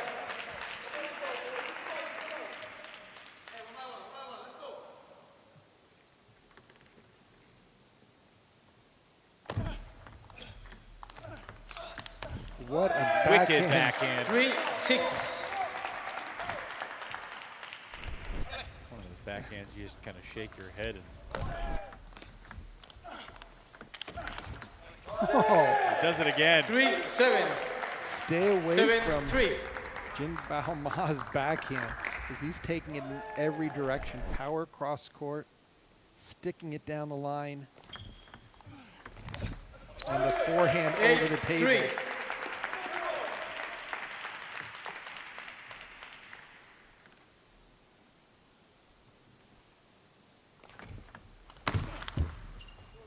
Four, 8. By the time Momatayo said to himself, yeah, the previous ones weren't the norm. I'm going to go right back into the backhand. Now you see him shaking his head thinking, yep. And it's true. Jinbao Ma's forehand is devastating. His backhand, not quite the same level. 9-5. So if his backhand is clicking too, he's probably going to win. There's nowhere to hide when his backhand's working.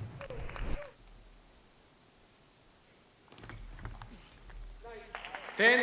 10-5. Just loading up the side spin on the serve. Very difficult to keep the serve return short. But using the net gets the job done. Still 6, trailing 10. 4 game points. We have seen some crazy comebacks in battles between these two 7, players before. 10. No one would like to have a bigger comeback than Omatayo right now. Oh, there's the forehand. He's back within 2. He's smiling right now. How Jinbao Ma got that forehand back, I will never know. 10-8. Somehow put his paddle on the ball.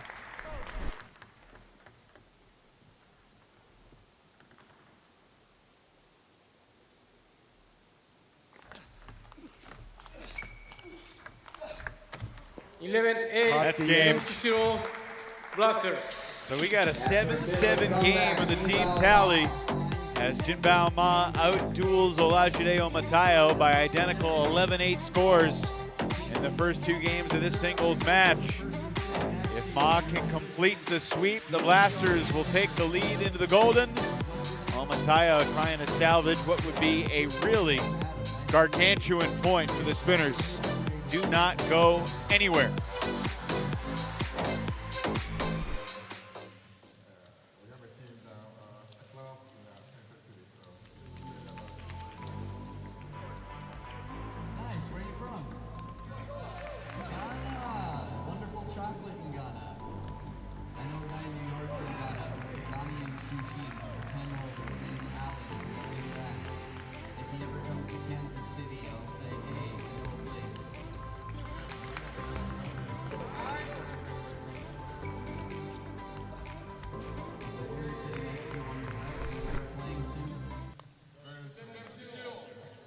Blasters to serve. 0-0.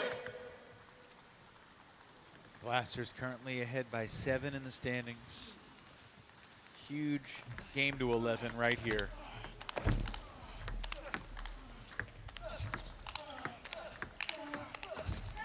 What a point. One of the great points of the day. 2 forehand specialists covering the entire court, fighting to get their forehands in.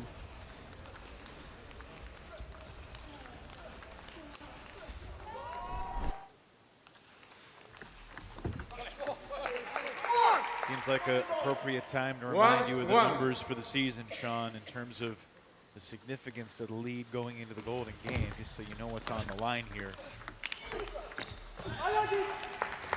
Olajide was flailing for that shot to the corner, 2-1 lead for Ma.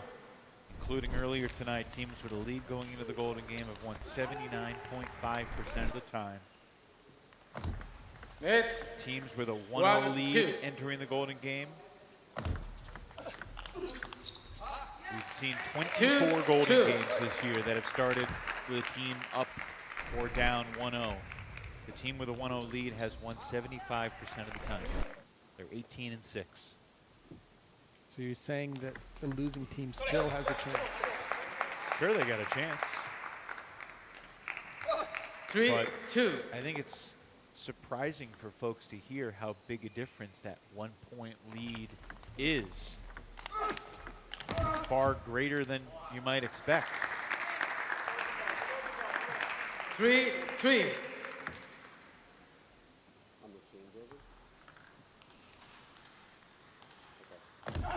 Net. 3-3.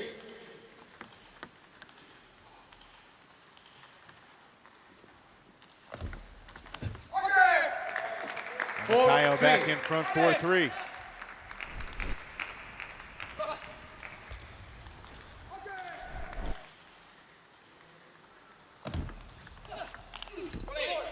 Good backhand opening by 4-4. Jinbao Ma, moving the service return around. Not just being happy with the drop shots. Net 4-4.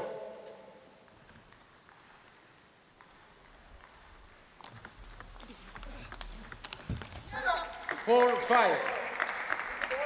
Players will switch sides with Omatayo in front 5-4.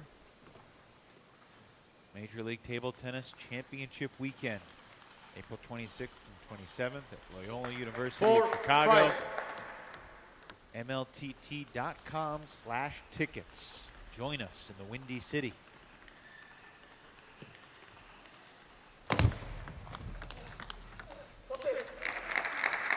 Two big serves here for Omatayo. He's got the serve. Could sweep both these 2 points. He'd have a great lead here in game 3.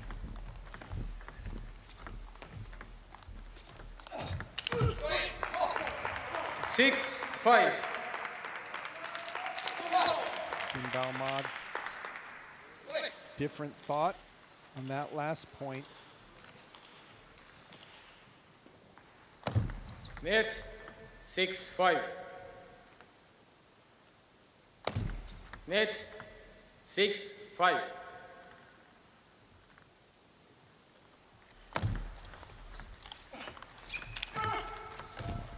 What a shot from Ma and Omatayo. Good to see him pop right back up as he overruns the barricade here in Wichita. Right into your living room. 6-6. Safe.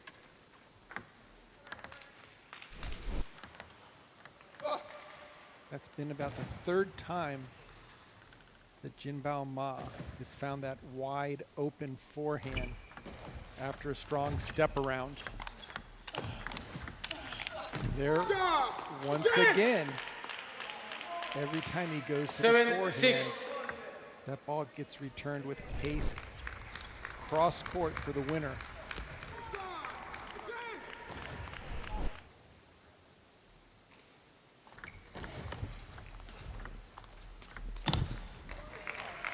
Seven all. 7-7. Omatayo make things different down the stretch here in game 3. He's been close in all these games. He's going to swing. I mean, he told us that in the last interview. Going to bring his A game to the revenge match. Oh, and the great 8-7. block down the line by Omatayo to give Jinbao Ma a little taste of his own medicine.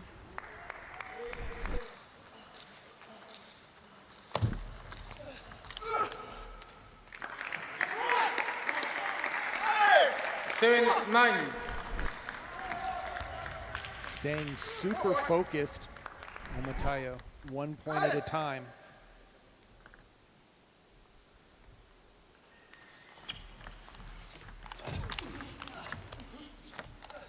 Oh, he missed it. 7-10. It did not catch. So Ma thought it hit his shirt, and Omatayo said it's 10-7. They haven't flipped the score yet. You see?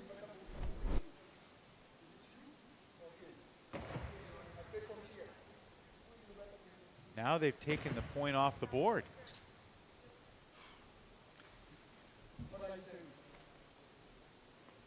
If she sees, she's umpire too. What Omatayo is saying is that who has the better angle to see if the ball hit his shirt or not. They're giving the point to Jinbao Ma, and instead of 10-7, it's now 9-8. Let's look closely at this to see if there's any chance 8-9. it hit his shirt on this final forehand loop there. It did. It did. It did hit his shirt. 8-9. I think the video. Now they're arguing that the video helps their cause. Guys, please. I think the video. Play. Please play. Time. I think the video. I think it hits his shirt. Timeout. We're getting a timeout. So time was called, and the clock is ticking. 50 seconds. Omatayo's going to Maggie Tien, the coach of the Blasters, to argue. Luba Sadovska, the Seattle coach, has come to the umpire.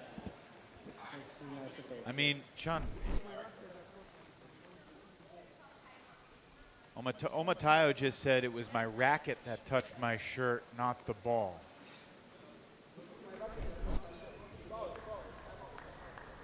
Take one more look.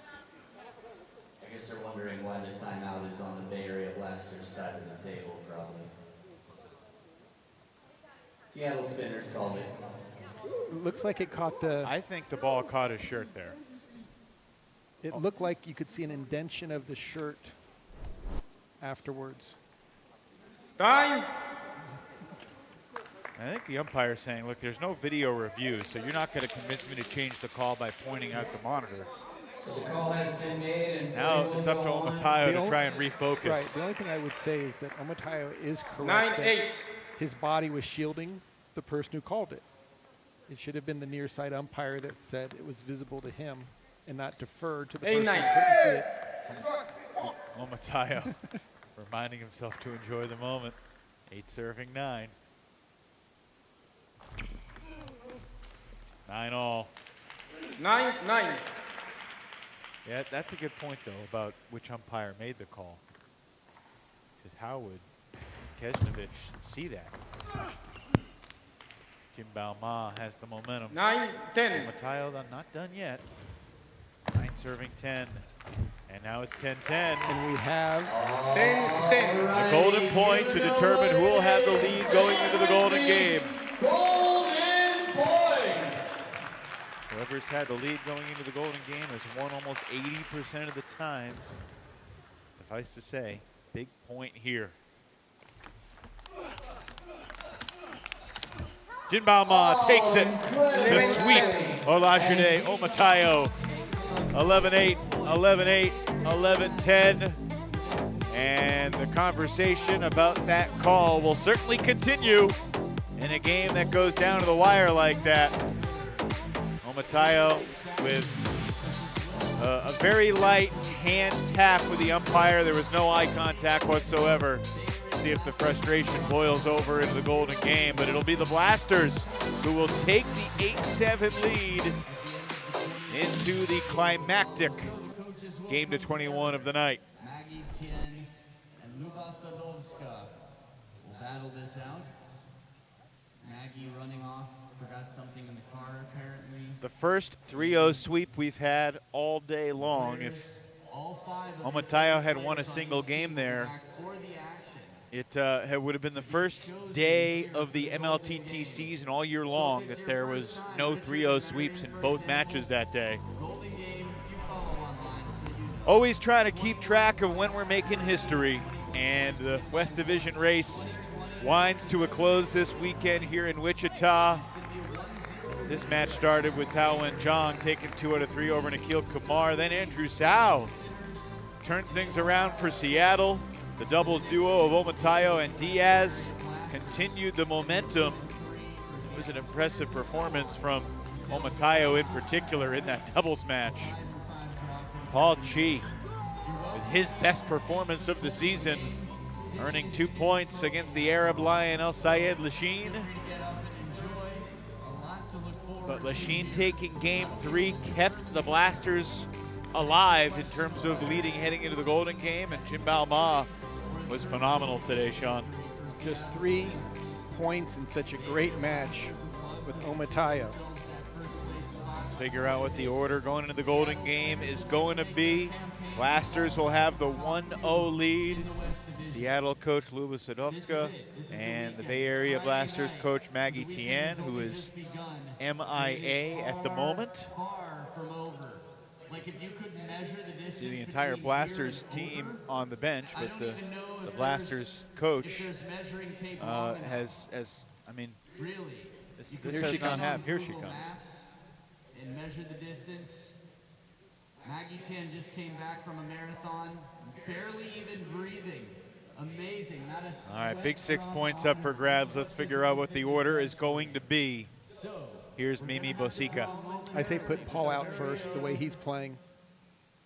Mimi Bosica, who used to be a junior national team member for the United States. Father has coached some of the best in the United States. She's coaching currently at Spin in Chicago. You'll see her on YouTube in the near future in her starring role on somebody's YouTube channel, doing a wonderful job coaching. So she'll take us through the draw. Mimi, I pass the microphone to you. Thank you, Adam. Okay, so we have Bay Area leading by 1 point. So we will have Seattle choose the first player, and you'll also get the serve. Coach, who will play first? Olajide. Olajide Omotayo is playing first. Jim Bao Ma will play first on the Bay Area side. Who will go second? Wenshang Tao on the second spot. Who will go second for you, Seattle? Nikhil Kumar. Okay, and third? Paul Chi. Paul Chi will go third. Who will play against Paul on the Bay Area?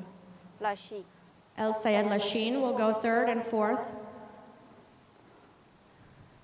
Lily Zhang. Lily Zhang will go fourth. Who will play fourth for Seattle? Fabiola. Fabiola Diaz will go fourth. So we have Andrew Sao going fifth. And on your team, Alexi Duan is fifth, correct? Yeah. All right, good luck, coaches. Have fun. Surprise there. This is very exciting. Surprised that we didn't get any changes. Both coaches had to feel pretty good about how their teams performed. Yeah, I would have, if I was Seattle, I might have thrown. We've got a lot of rematches here. You said you wanted Paul Chi first. Yeah, and then once that didn't happen, I might have put a nail against Lily and mixed it up a little bit. Olajide Omotayo will serve at 0-1 with Jin Bao Ma Gotta be on the willing to take receive. some chances. This Six is points is the huge. golden game. 0-1.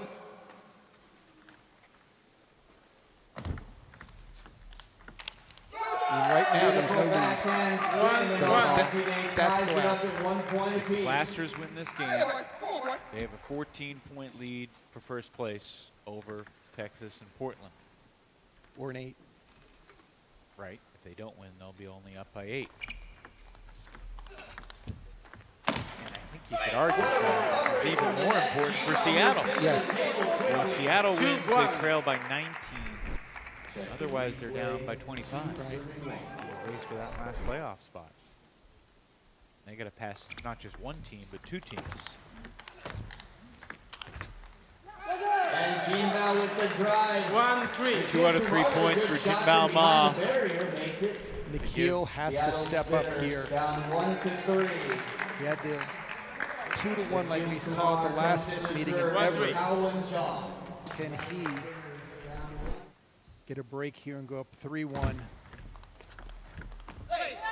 2-3. Top of the bounce with the backhand. Nikhil tries the hand, gets a 2-3 scoreline.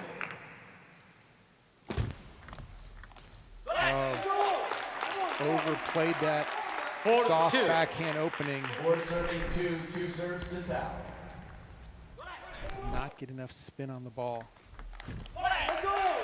I feel like there are a lot of players in this league that just have different attitudes during the Golden Game, different energies. Tao and John really fired up as he takes 3 out of 4. And so safe. Nikhil Kumar. Yeah, no risky plays. Tags in the air blind and No outside high risk, Lasheen. high reward. Just keeps it on the table. Paul Chi. Let's see Getting if a little Paul support from the team. It'll be 2 serving 6. 2-6. She is able to continue his high level of play that we witnessed when they played singles against each other. Net. Serve. 2-6.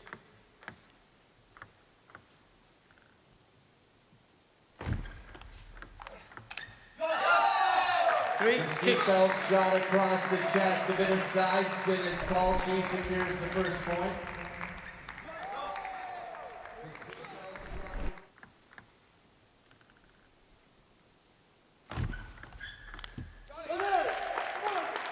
Backhand topspin outside Lasheen with the spin. Keeps the pressure on. Here comes the separation here with these 2 serves. Or not. 7-4. Gift on serve. What a way to jinx a player you have on your fantasy team. 7-4.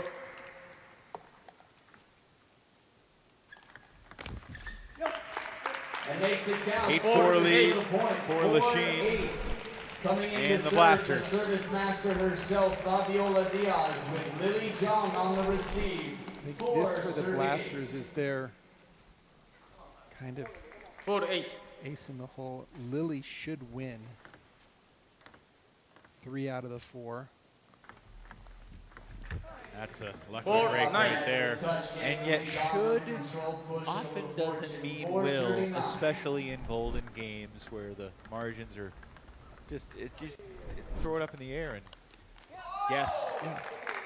9-5. Service game strong, and one apiece they go. Blindfolded dart competition. 9-5.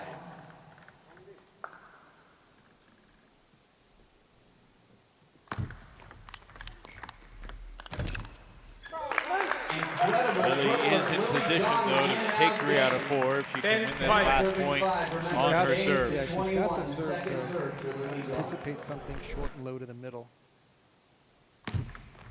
More to the forehand, but that's where she wants to be. Stay away from the backhand pips. 5-11. Oh, you called that one, Sean. I think Maggie called it by having that lineup, because she could have swapped out. And this is going to be an interesting one here. Andrew Sal, big forehand. Alexi, solid backhand, good all-court coverage with a 6-point lead. Net. Everyone 5-11. using the net on those serves. Another chance here. 5 serving 11.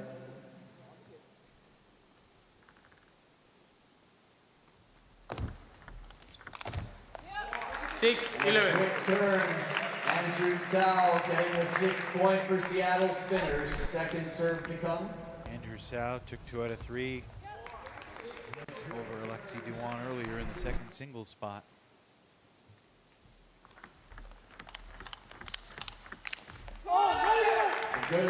Frustrated by that miss. Yeah, although Andrew missed that forehand, Alexi got into the backhand-to-backhand exchange.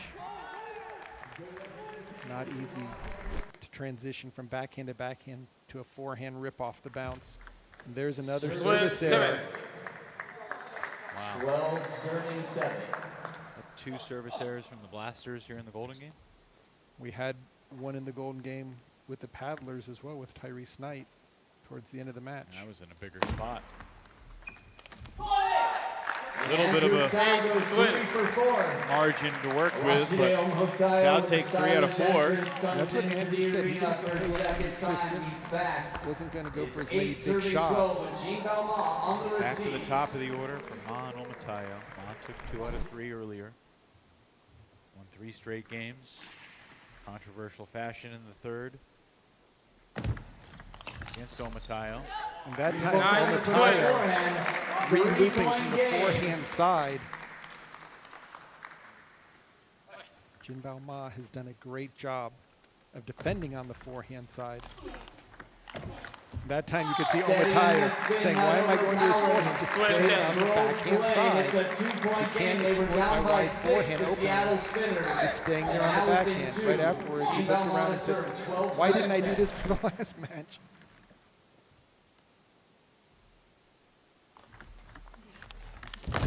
Oh, he had the open court. Had the open court. 13, serving 10. Ma Jinbao was stepping around.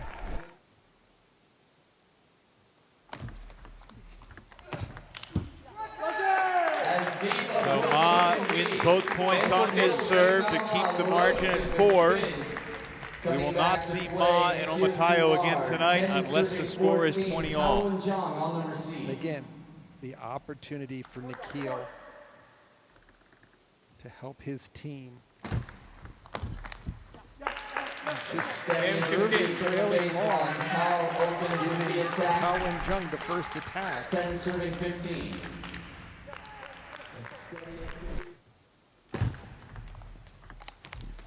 He missed it. He had it lined up. That was the exact shot he wanted. 2 on his serve. Now, in order to stop the Blasters from getting to where they need to be. Tawen Jong's been really good tonight. All night long. Solid placement, good decision making, and no risk. That was Kumar avoids the golden sweep, gets 1, but Tawen Jong took the table with a 4-point lead for his team and widens it to 6. Now Lachine versus Chi.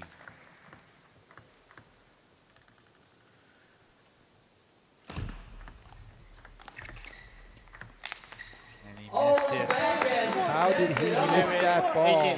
And the table not big enough to catch the forehand. 11 serving 18. Tight serve just off the table. 18 serving 12.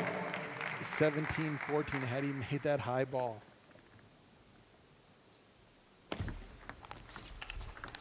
He sends it into the net. Lachine, he can take 3 out of 4. Will set up match point for Lily Jong. And that's what we've got.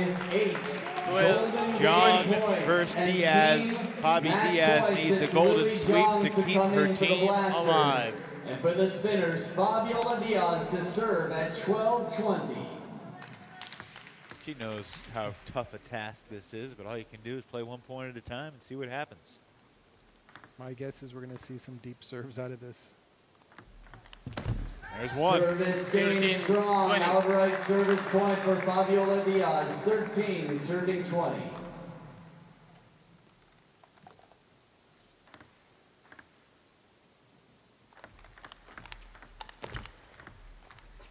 There's 2 for Fabi Diaz. And a nice deep jumping serve.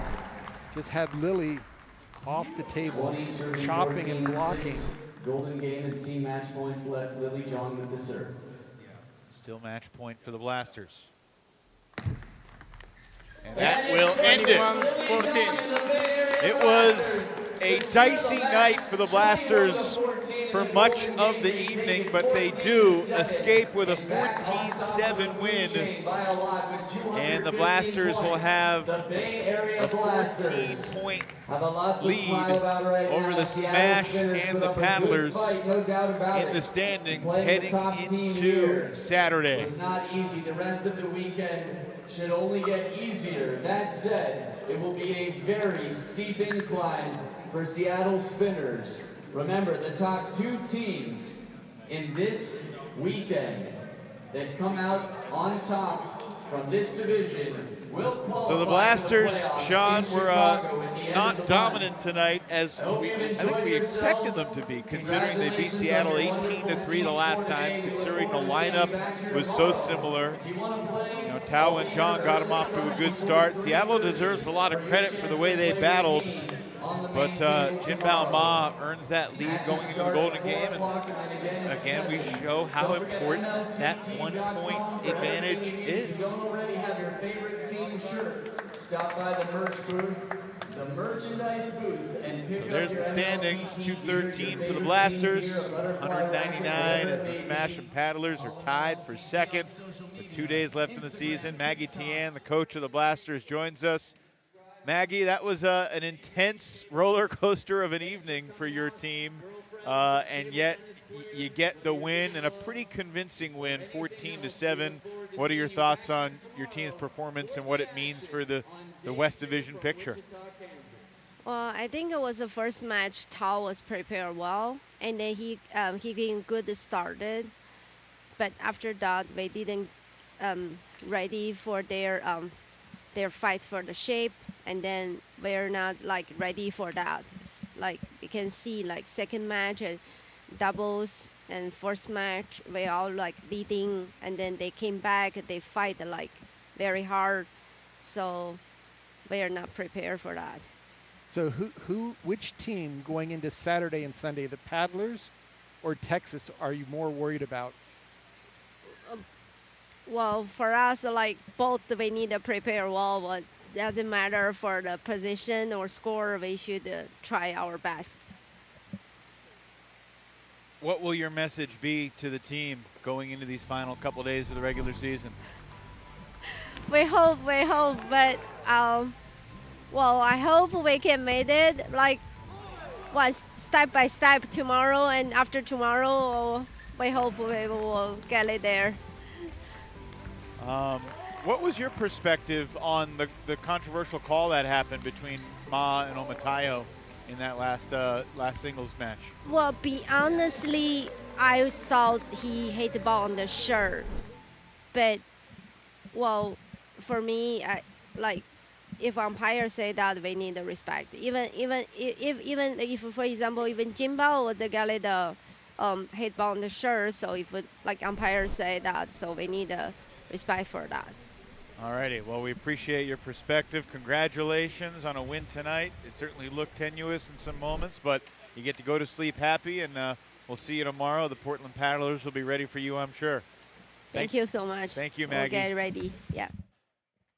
So, Sean, put a bow on this evening for us, the final Friday night of the MLTT season, and wins for the Texas Smash 16-5 and the Bay Area Blasters 14-7. And look, the Blasters and the Smash are in a good position right now, but if Portland can regroup, they're obviously right there. Oh, yeah, both these matches were super critical for the success. And now to still be in the exact same situation, everyone's going to have to come and watch Saturday's match. Okay, a few more of your thoughts in a moment. Here's Lily Zhang joining us. Lily, congratulations. Feels like you're often out there in the closing moments of Golden Games. Fabi wins the first 2 points on her serve. Are you feeling the pressure on your serve there? Definitely. I knew going in she has a really good serve, so losing the first two kind of gave me a lot of pressure. But at the same time, our team was up like 26.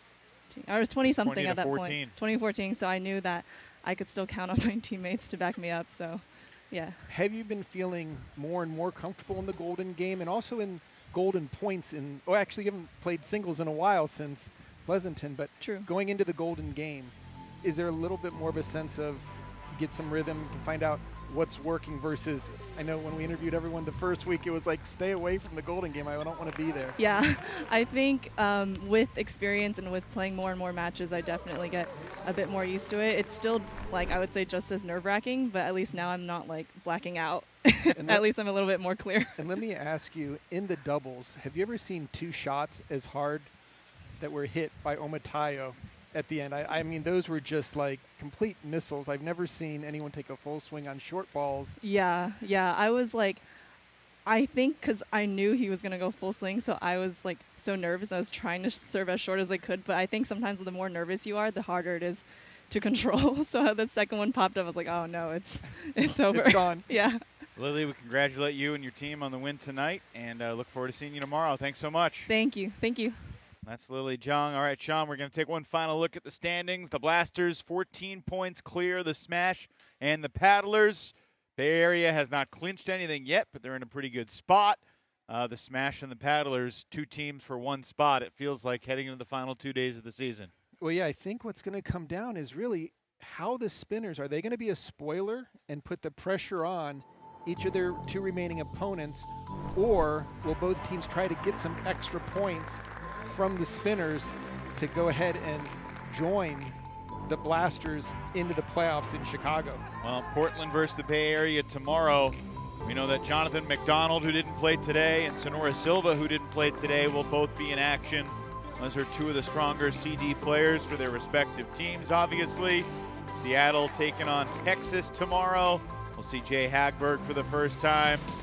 And also get, who are we missing? For Texas, Nishant Labaka will take the table for the first time. Thanks for joining us on this Friday evening in Wichita, Kansas. It's been a fun night of table tennis. We'll be back with you at 5 o'clock Eastern Time, 4 p.m. Central on Saturday for Major League Table Tennis, the final weekend of the regular season here in Kansas. For my partner, Sean O'Neill, this is Evan Leffler saying good night